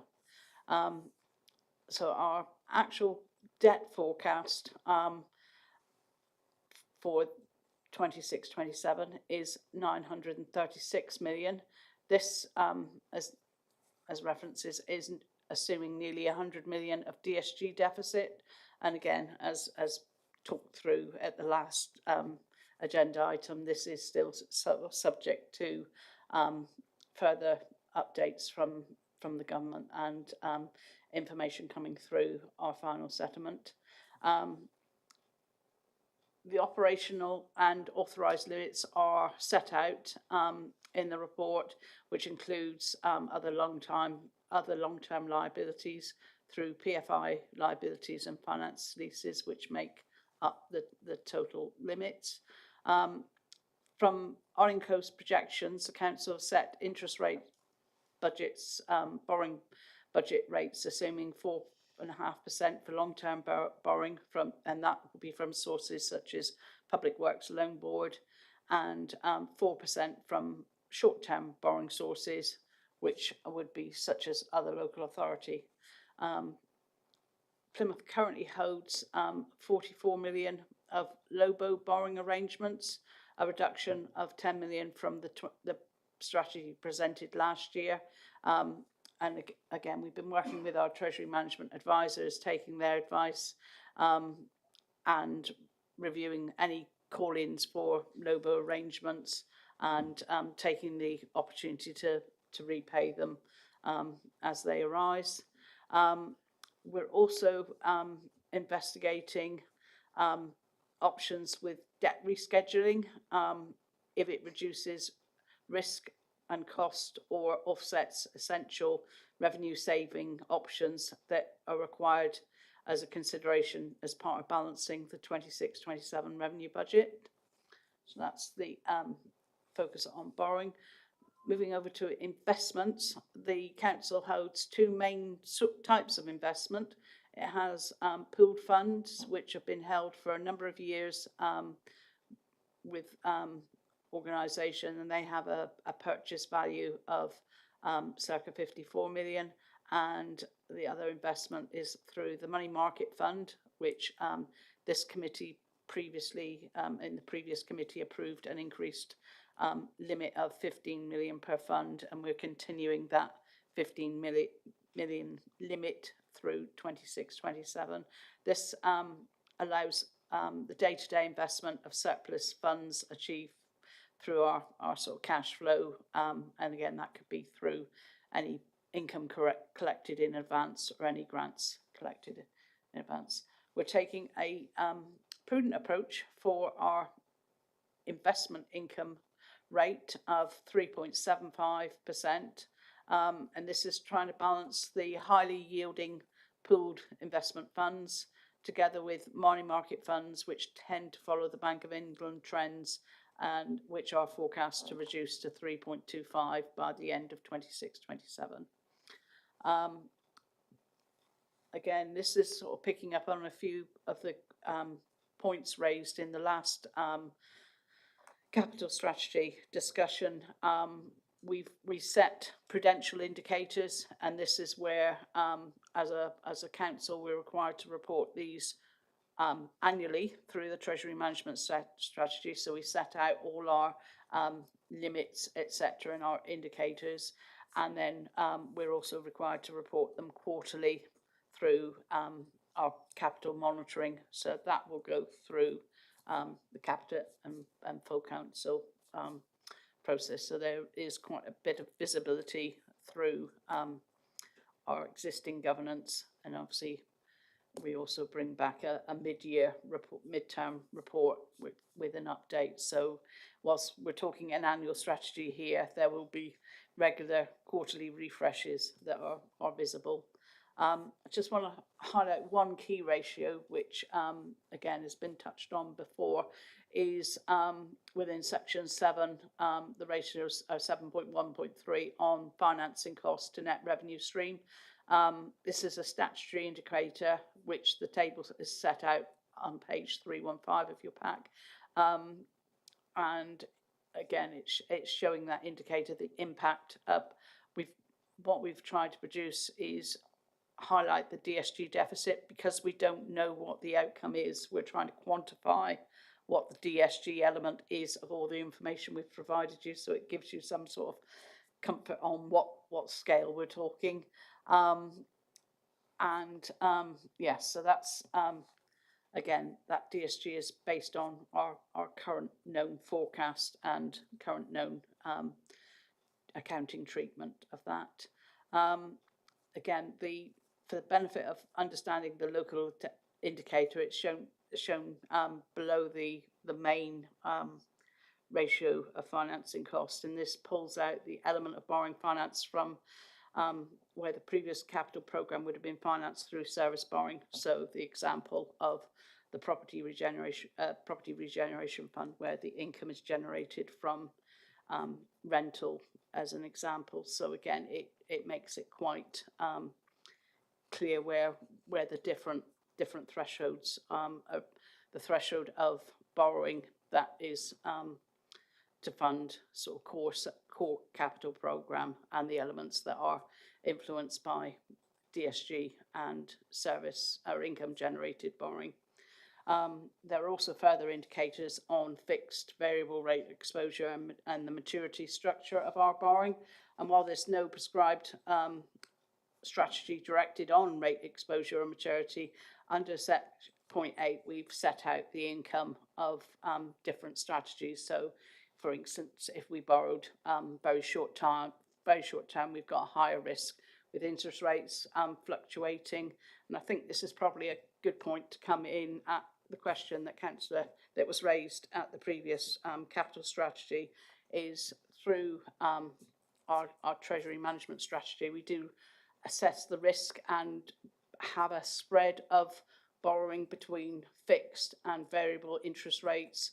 We've currently had 265 million of our borrowing, which was funded through a 50-year PWLB arrangement that was secured at rates upwards of 1.37% to 2.54. We've also got the interest rate swap arrangement, which currently covers 75 million of our short-term borrowing, is sort of protected under this under the rate swap at the difference between the SONIA rate and 0.56%. So again, that's quite a bit of protection with interest rates, and that takes us up for another sort of 14, 15 years. So that's our, let's say, we try and spread the risk, and a new form of borrowing we've taken out through the Public Works Loan Board this year has been through equal instalment payments, where we borrow money and we repay it twice a year over the life of the borrowing. So if we had 5 years borrowing, we'd be making 10 instalments, which again protects our interest. It fixes interest in where we know, like, we haven't got that. People wonderful if we had a crystal ball, but we're sort of hedging that spread over 5 years, and that's just as a complement with all the other borrowing we've taken out that's spread over shorter and longer periods. So then moving back onto the report, section 3 sets out the details of the non-treasury investments that the council have made. Again, this mainly involves property regeneration fund, and there is a prudential indicator under 10.4.3 which compares or looks at the reliance of this form of income as a percentage of our net revenue resources. So the rate shown there is sort of quite a prudent rate and doesn't reflect overexposure. A statement of the annual minimum revenue provision is set out under section 11, and this is ultimately our statement of how we're repaying that debt. So we're recognising the debt we've incurred or we're due to incur, and we're setting out our statement of how that's being repaid. And this is where we're required to set aside a revenue resources as part of the annual revenue budget to repay debt incurred by the authorities financing its capital expenditure. The level of provision provides assurance that the repayment of debt through the life of the asset created through the capital expenditure is until the debt is cleared. Provision is made a year after capital expenditure is incurred, and as I mentioned, the minimum revenue provision that this is known as is spread across the life of the asset under regulation, or unless the regulation requires a different treatment. So again, we're taking quite a prudent approach that we're not extending our debt beyond a period that we would have to refinance that asset. The final part of the report is made up of 3 appendices. The first one is our closest forecast, which, as I mentioned, is a December statement. Appendix B is an existing debt and investment portfolio position as at the 31st of December. So this is an update from for this committee from what was produced as part of the midterm report, which gave to the 30th of September. And Appendix C sets out the current 25-26 budget, our latest forecast and provisional budget for 26-27, which is feeding into the budget scrutiny that Ollie referred to, and will be finalised as part of the budget setting by full council. Just to note that the favourable variation we've got this year is mainly due to the Miel pension transaction and the capitalisation direction not requiring us to make minimum revenue provisions. So we made, as part of budget setting, we made provision for that repayment, but as the time scale and the actual announcement of the direction fell into 25-26, the provision isn't required until next financial year. So that's given us a significant element of the 4 million quoted. So that's a report. So through the chair, any questions, please? Thank you, Wendy. Any questions on the Treasury Management Strategy? Councillor Finn. Yeah, thank you, Wendy. That was a very in-depth report. In previous years, when we've had the documents, we've had the PFI debt Yes. below the current borrowing and debt and financing. Obviously, I can't see that in there today. Oh, that's on. Because it used to be 215 million. Actually, it's down to if you top of my report, page 8, under 4.3, there's a breakdown there of the long-term liabilities, PFI liabilities, and finance leases. Is that the number you were referring to? Yeah, I'm just trying to find it. Can you just read that to me? Is that right? It's under 4.3. Yeah, what page? It's 304 of the pack, I think.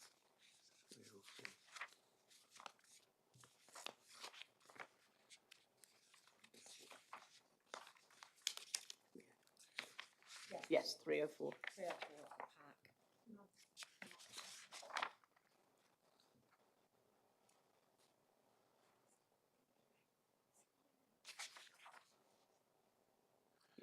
Yeah, it's interesting that these figures have gone down from the last set of figures we ever had. Because the previous set of figures was 215. Yeah. I can answer. I think that in the last report this time last year, broadly, we were making an assessment of what the impact of IFRS 16 might be. So that was an estimate that was quite uncertain.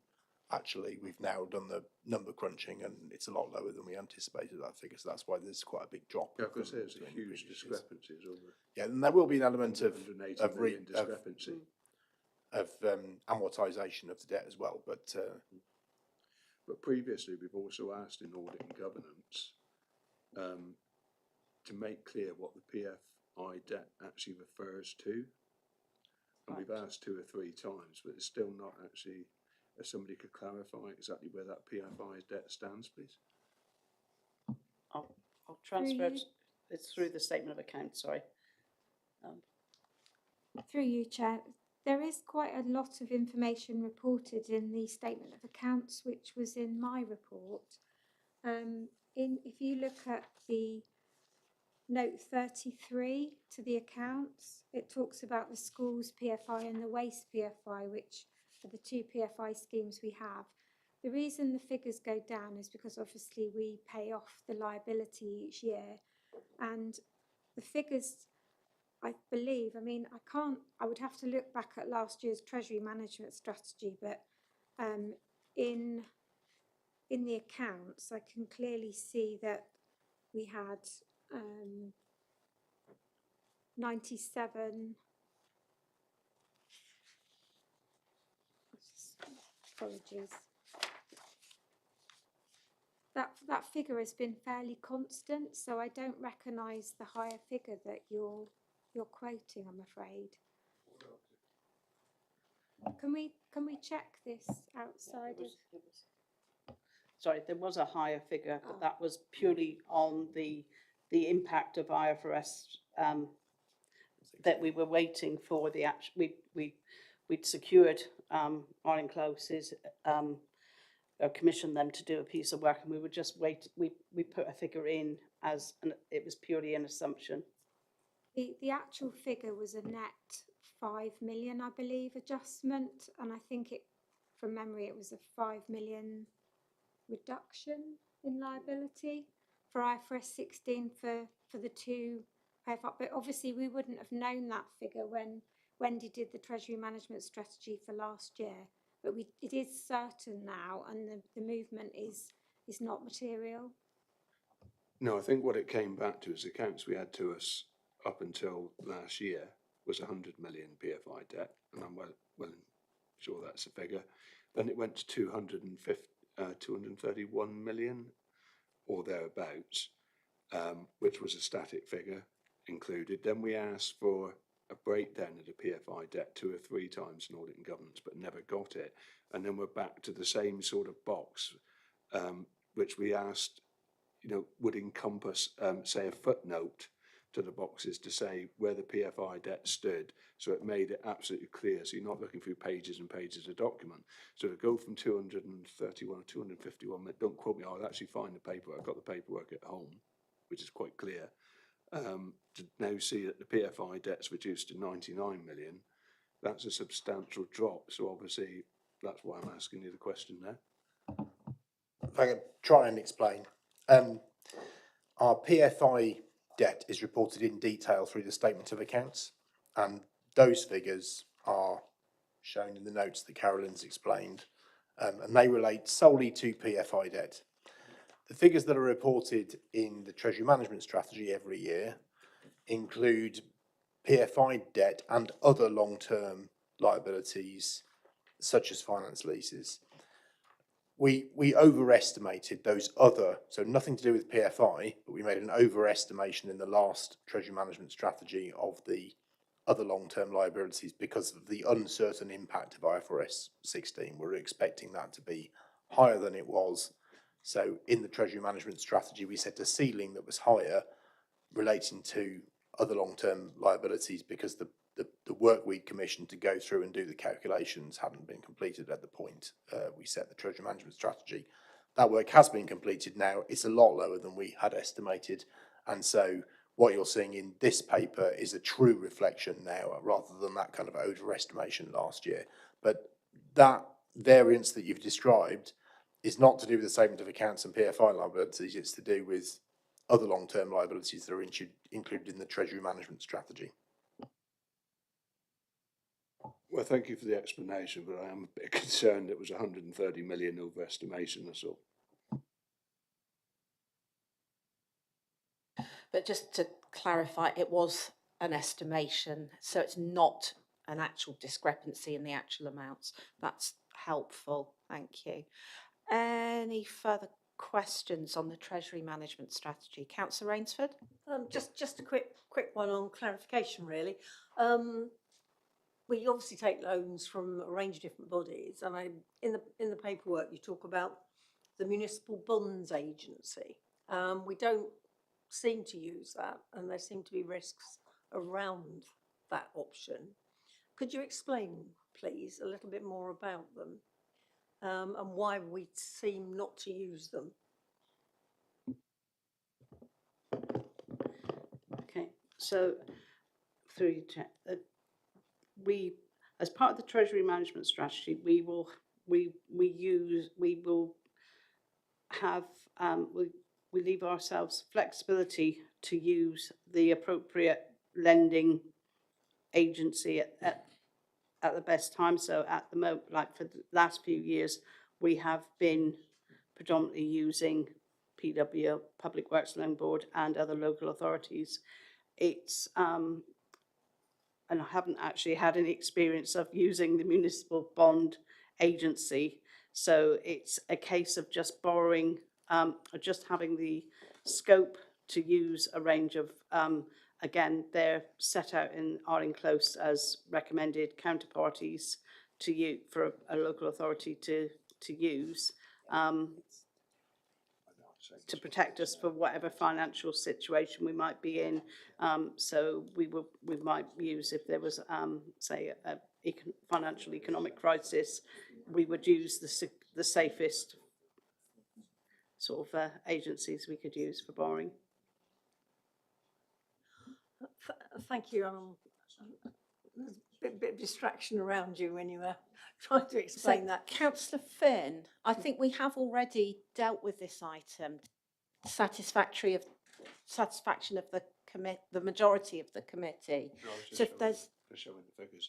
okay, so it might be more appropriate to do that by correspondence outside the meeting, if you think that's and then we can always bring it back to Audit and Governance if there's a serious concern.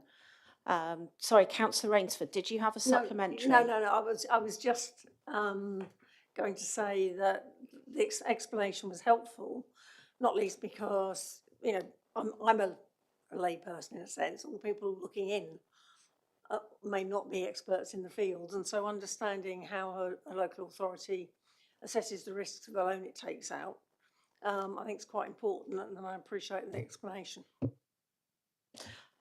Thank you. Any further questions on this one? Okay. We have a recommendation, which is that we note the draft Treasury Management Strategy. Think about any recommendations we may wish to make to Cabinet, who again are going to consider a final version of the strategy at its February meeting. So are we happy to recommend it in its current form? Okay, excellent. Thank you very much. We now move on to item 12, the Risk Management Strategy Update. Thank you. And apologies, Bradley, we are running slightly behind, so thank you for bearing with us, but we'll hand over to you. Bradley is from Devon Audit Partnership, and you're going to present this report. Over to you, Bradley. Yes, thank you, Chair. No problem at all, and apologies for not being there in person today. So essentially, Chair, just a very brief update to where the risk management work currently stands. Those of you that were at the committee in September and November will hopefully recognise me. I came along and spoke to you at the November committee in a bit more detail in terms of the strategic risks that the council has identified through work with Interest Grove and the senior leadership team. So they're confirmed in section 2 of my paper. So we're starting at page 337 here, section 2 on the bottom of page 338. But I just wanted to really draw members' attention to section 3, which is our proposed next steps. There has been that sort of lull, I guess, over Christmas with Ian Tristgrove's departure and David's incoming or re-incoming, I should say, to take over this work. So we're just waiting to commence that. And just to reassure members, we anticipate this work to start in February once David returns from leave. Essentially, just to go into a bit more detail, there are a number of bullet points there, but now we've identified those high-level strategic risks. We're looking to now go sort of that step deeper in terms of looking at, I guess, service area level risks or operational risks, sometimes they're referred to, but of course equally important because can lead to quite significant impacts on the council. So that's where our work will start, and look forward to sort of bringing a much more in-depth update to the March committee, all being well. That's it from me, Chair, really. So I'm happy to answer any questions that members may have. Thank you, Bradley. So any questions or comments? Councillor Rainsford? Just to thank you for the work you're doing, because it's obviously progressing, albeit more slowly than you'd like. But it looks as though the key issues are being addressed. Thank you, Councillor Rainsford. Yes, we hope to continue the good work started with Ian and now with David. Excellent. If there's no further questions, the recommendation is we just note this report, which That's fine. we can all do. Again, thank you for this, Bradley. Thank you, Chair. Short but sweet attendance at all today. And Sure. we'll now move on to the Armada Way Action Plan update for item 13. I think, Liz, this is your item today. Yes, thank you, Chair. So this report provides this committee, as parent committee, with an update and a final report on the work of the subcommittee, which was tasked with overseeing the implementation of the action plan. I think all of the committee are aware of the background and were involved with setting up the subcommittee, so I won't go into too much detail. The subcommittee met on 2 occasions and has received fairly thorough reports on the work that was undertaken on all of the key themes under the action plan, which were governance, the project management under the corporate project management office, consultation and engagement, training and development, staff wellbeing, and environmental regulations. And this at the final meeting on January at the end of last week, the committee were informed of the final actions, and that for the purposes of the actual action plan, the timescales had been met and the requirements had been undertaken. And that's not to say that there's no further work to do. That's absolutely not what we're saying. Obviously, there was a lot of work required, which all needs implementation and embedding into the organisation. So the committee should note that there will be a full constitutional review undertaken, which will be reported through a further subcommittee of this committee that oversees constitutional changes. The corporate management, the project management office will be embedded thoroughly, but there's groundwork in place to enable that to be up and running now, but further work will be undertaken over the next few months, and would be more than happy to report back to Audit and Governance Committee again if that were if the committee wished that to happen. The training and development plan has been designed and is in implementation, so that embeds governance, project management, engagement, consultation and engagement, and in some respects the tree management framework will also form part of a new training programme as well. So that's all in train and will be rolled out over the next few months. And then the committee will reconsider. I'll come back to the committee in March with a full report on the pre-election recommendations following the review which has been completed, but I just need to report back to you on what my proposals are for the changes. So that's just for the committee to note that everything's happened, the action plan has been delivered on time, and there's a lot more work still to do just to embed that within the organisation. I think that's all I need to report, Chair. Thank you. Excellent, thank you. Any questions? Councillor Rainsford. Yeah, I mean, having sat on the subcommittee, I can reassure fellow members who perhaps weren't on the subcommittee that this has been an incredibly detailed, thorough review of pretty much every aspect of a model way and what happened. And I know Councillor Finn asked a whole range of probing questions during the course of the subcommittee, which were, I think, probably largely answered. He may query that, but yeah, and you know, I'm pleased, for example, that the pre-election guidance review has happened, and we're going to get that before the next local elections. So that's, you know, that's important. That's an important timeline. The report on trees and the product of that is a very detailed document. Training and development, having a complete capital programme board corporate management office sitting within all this is again important. I think it's not really a question, but a reassurance from those involved that the timelines that were discussed in subcommittee will be met, because I think it's incredibly important that this follows on from the independent review and we actually have it set in stone through the Constitution as well. Do you want to come back on that? Yes, thank you, Chair. That's certainly our intention, to make sure that we move forward as quickly as possible with the further work we need to do. Mrs. Benny? Thank you, and thanks for all the good work that's been carried on in the subcommittee, because I think this has been a particularly, you know, it was big and in depth, wasn't it, in terms of the report.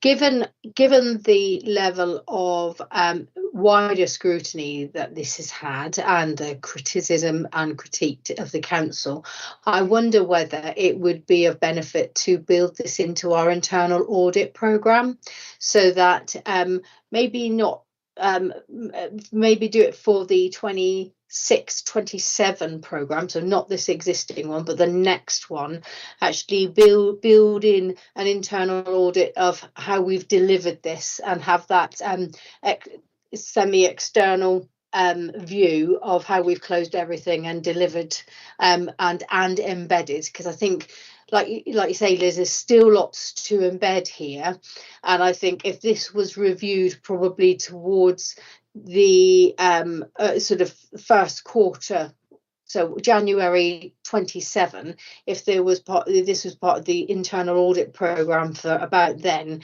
actually we would be able to evidence how it's been embedded and how the work has continued, which would be a really good thing to do, I think. So I wonder if we can make sure we build that into the internal audit programme. I know we've got some work to think about that for the future, but I think it would be good to be able to demonstrate. Thank you, Mrs. Benny. Thank you, Chair. Yes, there's certainly, rather than it being a specific item, there are certainly standalone items in the internal audit plan for 26-27, which will deal with a lot of aspects of this, in particular transparency around decision making and how we manage the capital programme. So we'll just review and make sure that we've got all the right bits in the internal audit programme. Thank you. Excellent. Any further points on the Armada Way review? Wonderful. And again, you know, I'd like to say thank you to all members of the subcommittee who contributed and asked questions on that.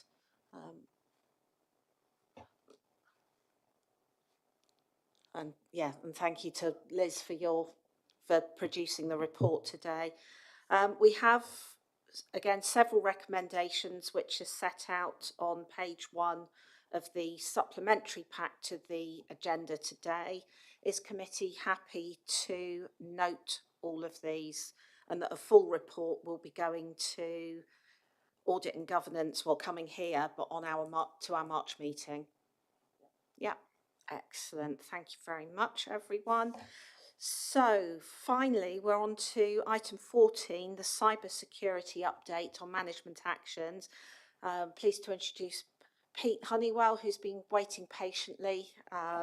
Again, apologies, we're running over slightly, but I'll hand over to you for your report now. Well, I was going to start with an apology to the committee for tabling this report slightly late. So I guess we've exchanged apologies, so maybe we start from a position of equal there.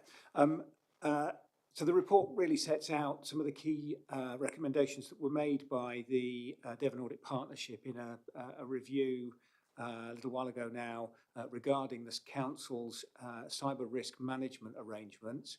And in the report, I've kind of contextualised some of this by reflecting really on the risk level that we face overall as an organisation on a daily basis, actually, from cyber threats, which are constant and increasing in their sophistication and complexity. Just so that the committee is aware, we see very significant cyber threats on a routine basis now. I touch wood when I say last year we were both a combination of lucky and skilled enough to have averted major system outage, but committee will no doubt have noted a number of substantial and high-profile organisations that were impacted by cyber threat last year. Marks and Spencer's, Jaguar Land Rover, Co-op, to name but a few. So this is a very real, persistent threat to all UK organisations, and we can't afford to take it lightly. The Devon Audit Partnership findings really focused on 4 areas. I'll give the committee a little summary of that, and then you can take me into more detailed areas of questioning if you wish. Their first observation was that we have a number of information governance and cybersecurity protection arrangements and policies. They noted that in particular our cyber risk management policy, OR04, if you want the reference number for it, was out of date. It was overdue a review. We've overhauled that and taken into account the other recommendations that were specifically made about what that should contain, as well as actually taking the opportunity really to make sure that properly reflected the way that we manage cyber risk now. So they have that's now been updated and was republished at the back end of last year. The second recommendation was around making clear the roles and responsibilities that the organisation, officers in the organisation, I should make clear, had regarding cyber risk management. So not only have we refreshed that in OR04, but we've also set up and have been running now for a little while a joint board governing our cyber security arrangements. That's a joint board with ourselves and DELT. It meets once a month. And we have a specific terms of reference for that. It's chaired by myself, and the CIRO also sits on that board and is made aware of any new risks or issues that that board covers. The final point that the review recommendations made were around specifically user management processes, which they picked out and drew our attention to and your attention through their reporting arrangements to. User management being what you might know as joiners, movers and leavers for members of staff and other parties that have access to our systems. And their point really was that we had a relatively disjointed set of arrangements between the notifications that flow around our systems regarding somebody joining, changing roles and responsibilities and or leaving, which put a burden on managers that were administering staff through those processes, and also left us liable to the potential that somebody left the council's employment, and whilst their payroll may have stopped, their systems and license and privileged access to our data was unswitched off. And so whilst we were going through a period last year where our payroll platform, which obviously governs a lot of this data, that's where we know who's employed by the council, was changed from one system to another, we put in place a number of manual arrangements that looked after reviews and ongoing manual updates where we found people that had found themselves in that situation where they'd left but their accounts were still open, so we were manually closing them. We've now commissioned Dealt on the back of the embedding of the iTrent platform, our new payroll platform, to look again at that process and start to automate some of the procedures around that so that we have more fail-safe mechanisms in that. And that's underway at the moment. I was chairing a meeting this morning actually to look at the proposals and make sure that we're putting the right investment into that. So I will pause there and invite questions.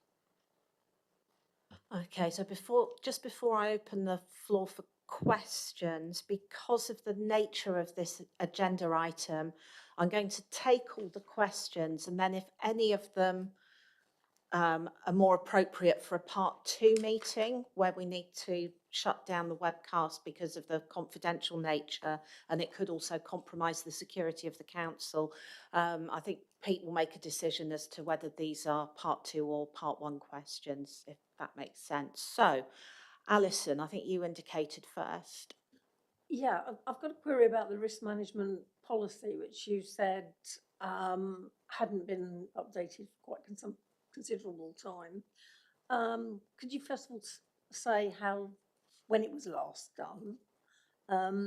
And having updated it, and given the speed at which technology changes, surely it should almost be a rolling programme rather than just sort of something that gathers dust on a shelf. So I'm sure I can answer that in part 1. I think it was first drafted in 2022 and it was due for review in 2024. I will correct that if it turns out I'm wrong, but that's from memory. I haven't got the old version in front of me, I'm afraid. But it was a little bit out of date. I can assure the committee that actually there are no specific mentions of technology in the policy. The policy is actually all about the roles and responsibilities and the processes we operate in order to make sure that we understand our levels of risk. I'm clearly not answering your question, Councillor, so I'll pause. No, I obviously didn't make myself clear.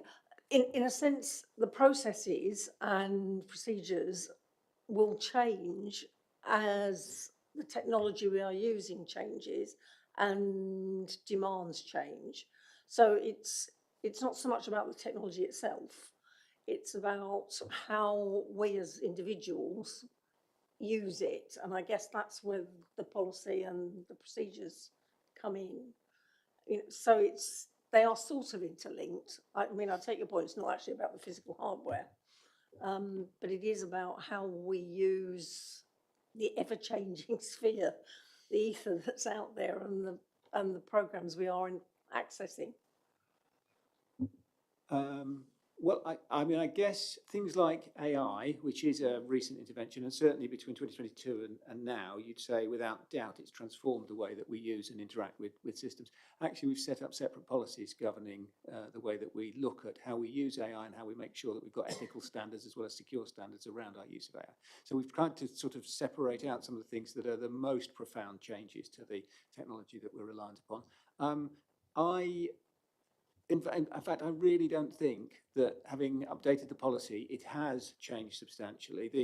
The risks around our assets, the risks around our data, the risks around our staff and the way our staff use the systems have actually remained pretty constant through the period between 2022 and now. So they aren't fundamentally at risk. I think what the Devon Audit Partnership Review found was that we hadn't made clear enough some of the specifics around who was accountable, who was responsible, and what measures we held people to account around, particularly between PCC and Dealt, for cyber risk. We were operating in an informal way, and actually what we've done is we have, I think, brought some more discipline and rigour to the approach to the way that the Council and Dealt jointly manage cybersecurity through the policy. Sorry, thank you, that does make sense, thank you. Councillor Sproston? Thank you. On that very point, do we have kind of case studies as such, like near miss reports where things have gone wrong, and there's some learning from that affects the risk register? Yeah, we do. So we track every near miss, and indeed where we see cyber attacks that penetrate the outer defences that we have in our systems, we also learn from those. And the final point of learning that we've got is actually from national and published case studies. So we learnt from Marks and Spencer's last year, for example, and as a result of some of the advice that we took after the Marks and Spencer's attack became public, and we worked out, or it became apparent, how the attacker got into the Marks and Spencer system, we changed the licensing arrangements that we have for some of our cybersecurity protections, and all of our laptops are now re-equipped with something that would allow us to isolate that laptop far more rapidly than was the case in Marks and Spencer's. So yes, we do, and we also look at what's going on in the broader environment in the UK. We're also subscribed to National Cybersecurity Centre security updates and things, and they push through on a very regular basis vulnerabilities and alerts and things saying you need to take care of this particular risk. So yes, I think we are plugged in both to our own risk, other people's risks, and the risks that the National Cybersecurity Centre want to make us aware of. Councillor Fenn? Just one very quick one. Say denial of service attacks. Is there a breakdown of the type of attack? Is there a national reporting infrastructure to which you report into? And should we be attacked, are you sharing intelligence with local authorities in the area?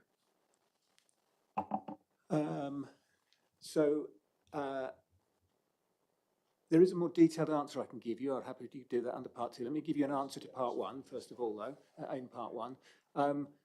Generally, we don't report all of the attacks that the council comes under. We would report any attack that has caused some compromise to our systems and or data, obviously. But where we see some level of attack to the council that doesn't penetrate our defences, then we don't actually report that. However, there are a number of publicly available resources that anybody on the internet can get access to that will show you what's going on in terms of cyber attacks on both UK public sector bodies and indeed more widely what's happening to UK organisations. So we've used those as actually a threat warning system for ourselves and others. But if you want more information on that in part 2, I'd be happy to give you that. Any further questions? So I think because we've got one with a part 2 answer, I'm going to draw the public part of the Audit and Governance Committee meeting to a close. Okay, that's fine. And just so I'm compliant with the constitutional requirements, committee members are asked to consider passing a resolution under section 100A part 4 of the Local Government Act of 1972 to exclude the press and the public from the meeting for the following items of business on the grounds that they involve the likely disclosure of exempt information as defined in paragraph 3 of part 1 of schedule 12A of the Act, as amended by the Freedom of Information Act 2000. So do members agree? Thank you. Sorry, Chair, I'm going to be probably unpopular here. We have a member of the public in. Is that still acceptable? Sorry, yeah. Yeah. He's one of our auditors, which I think is acceptable.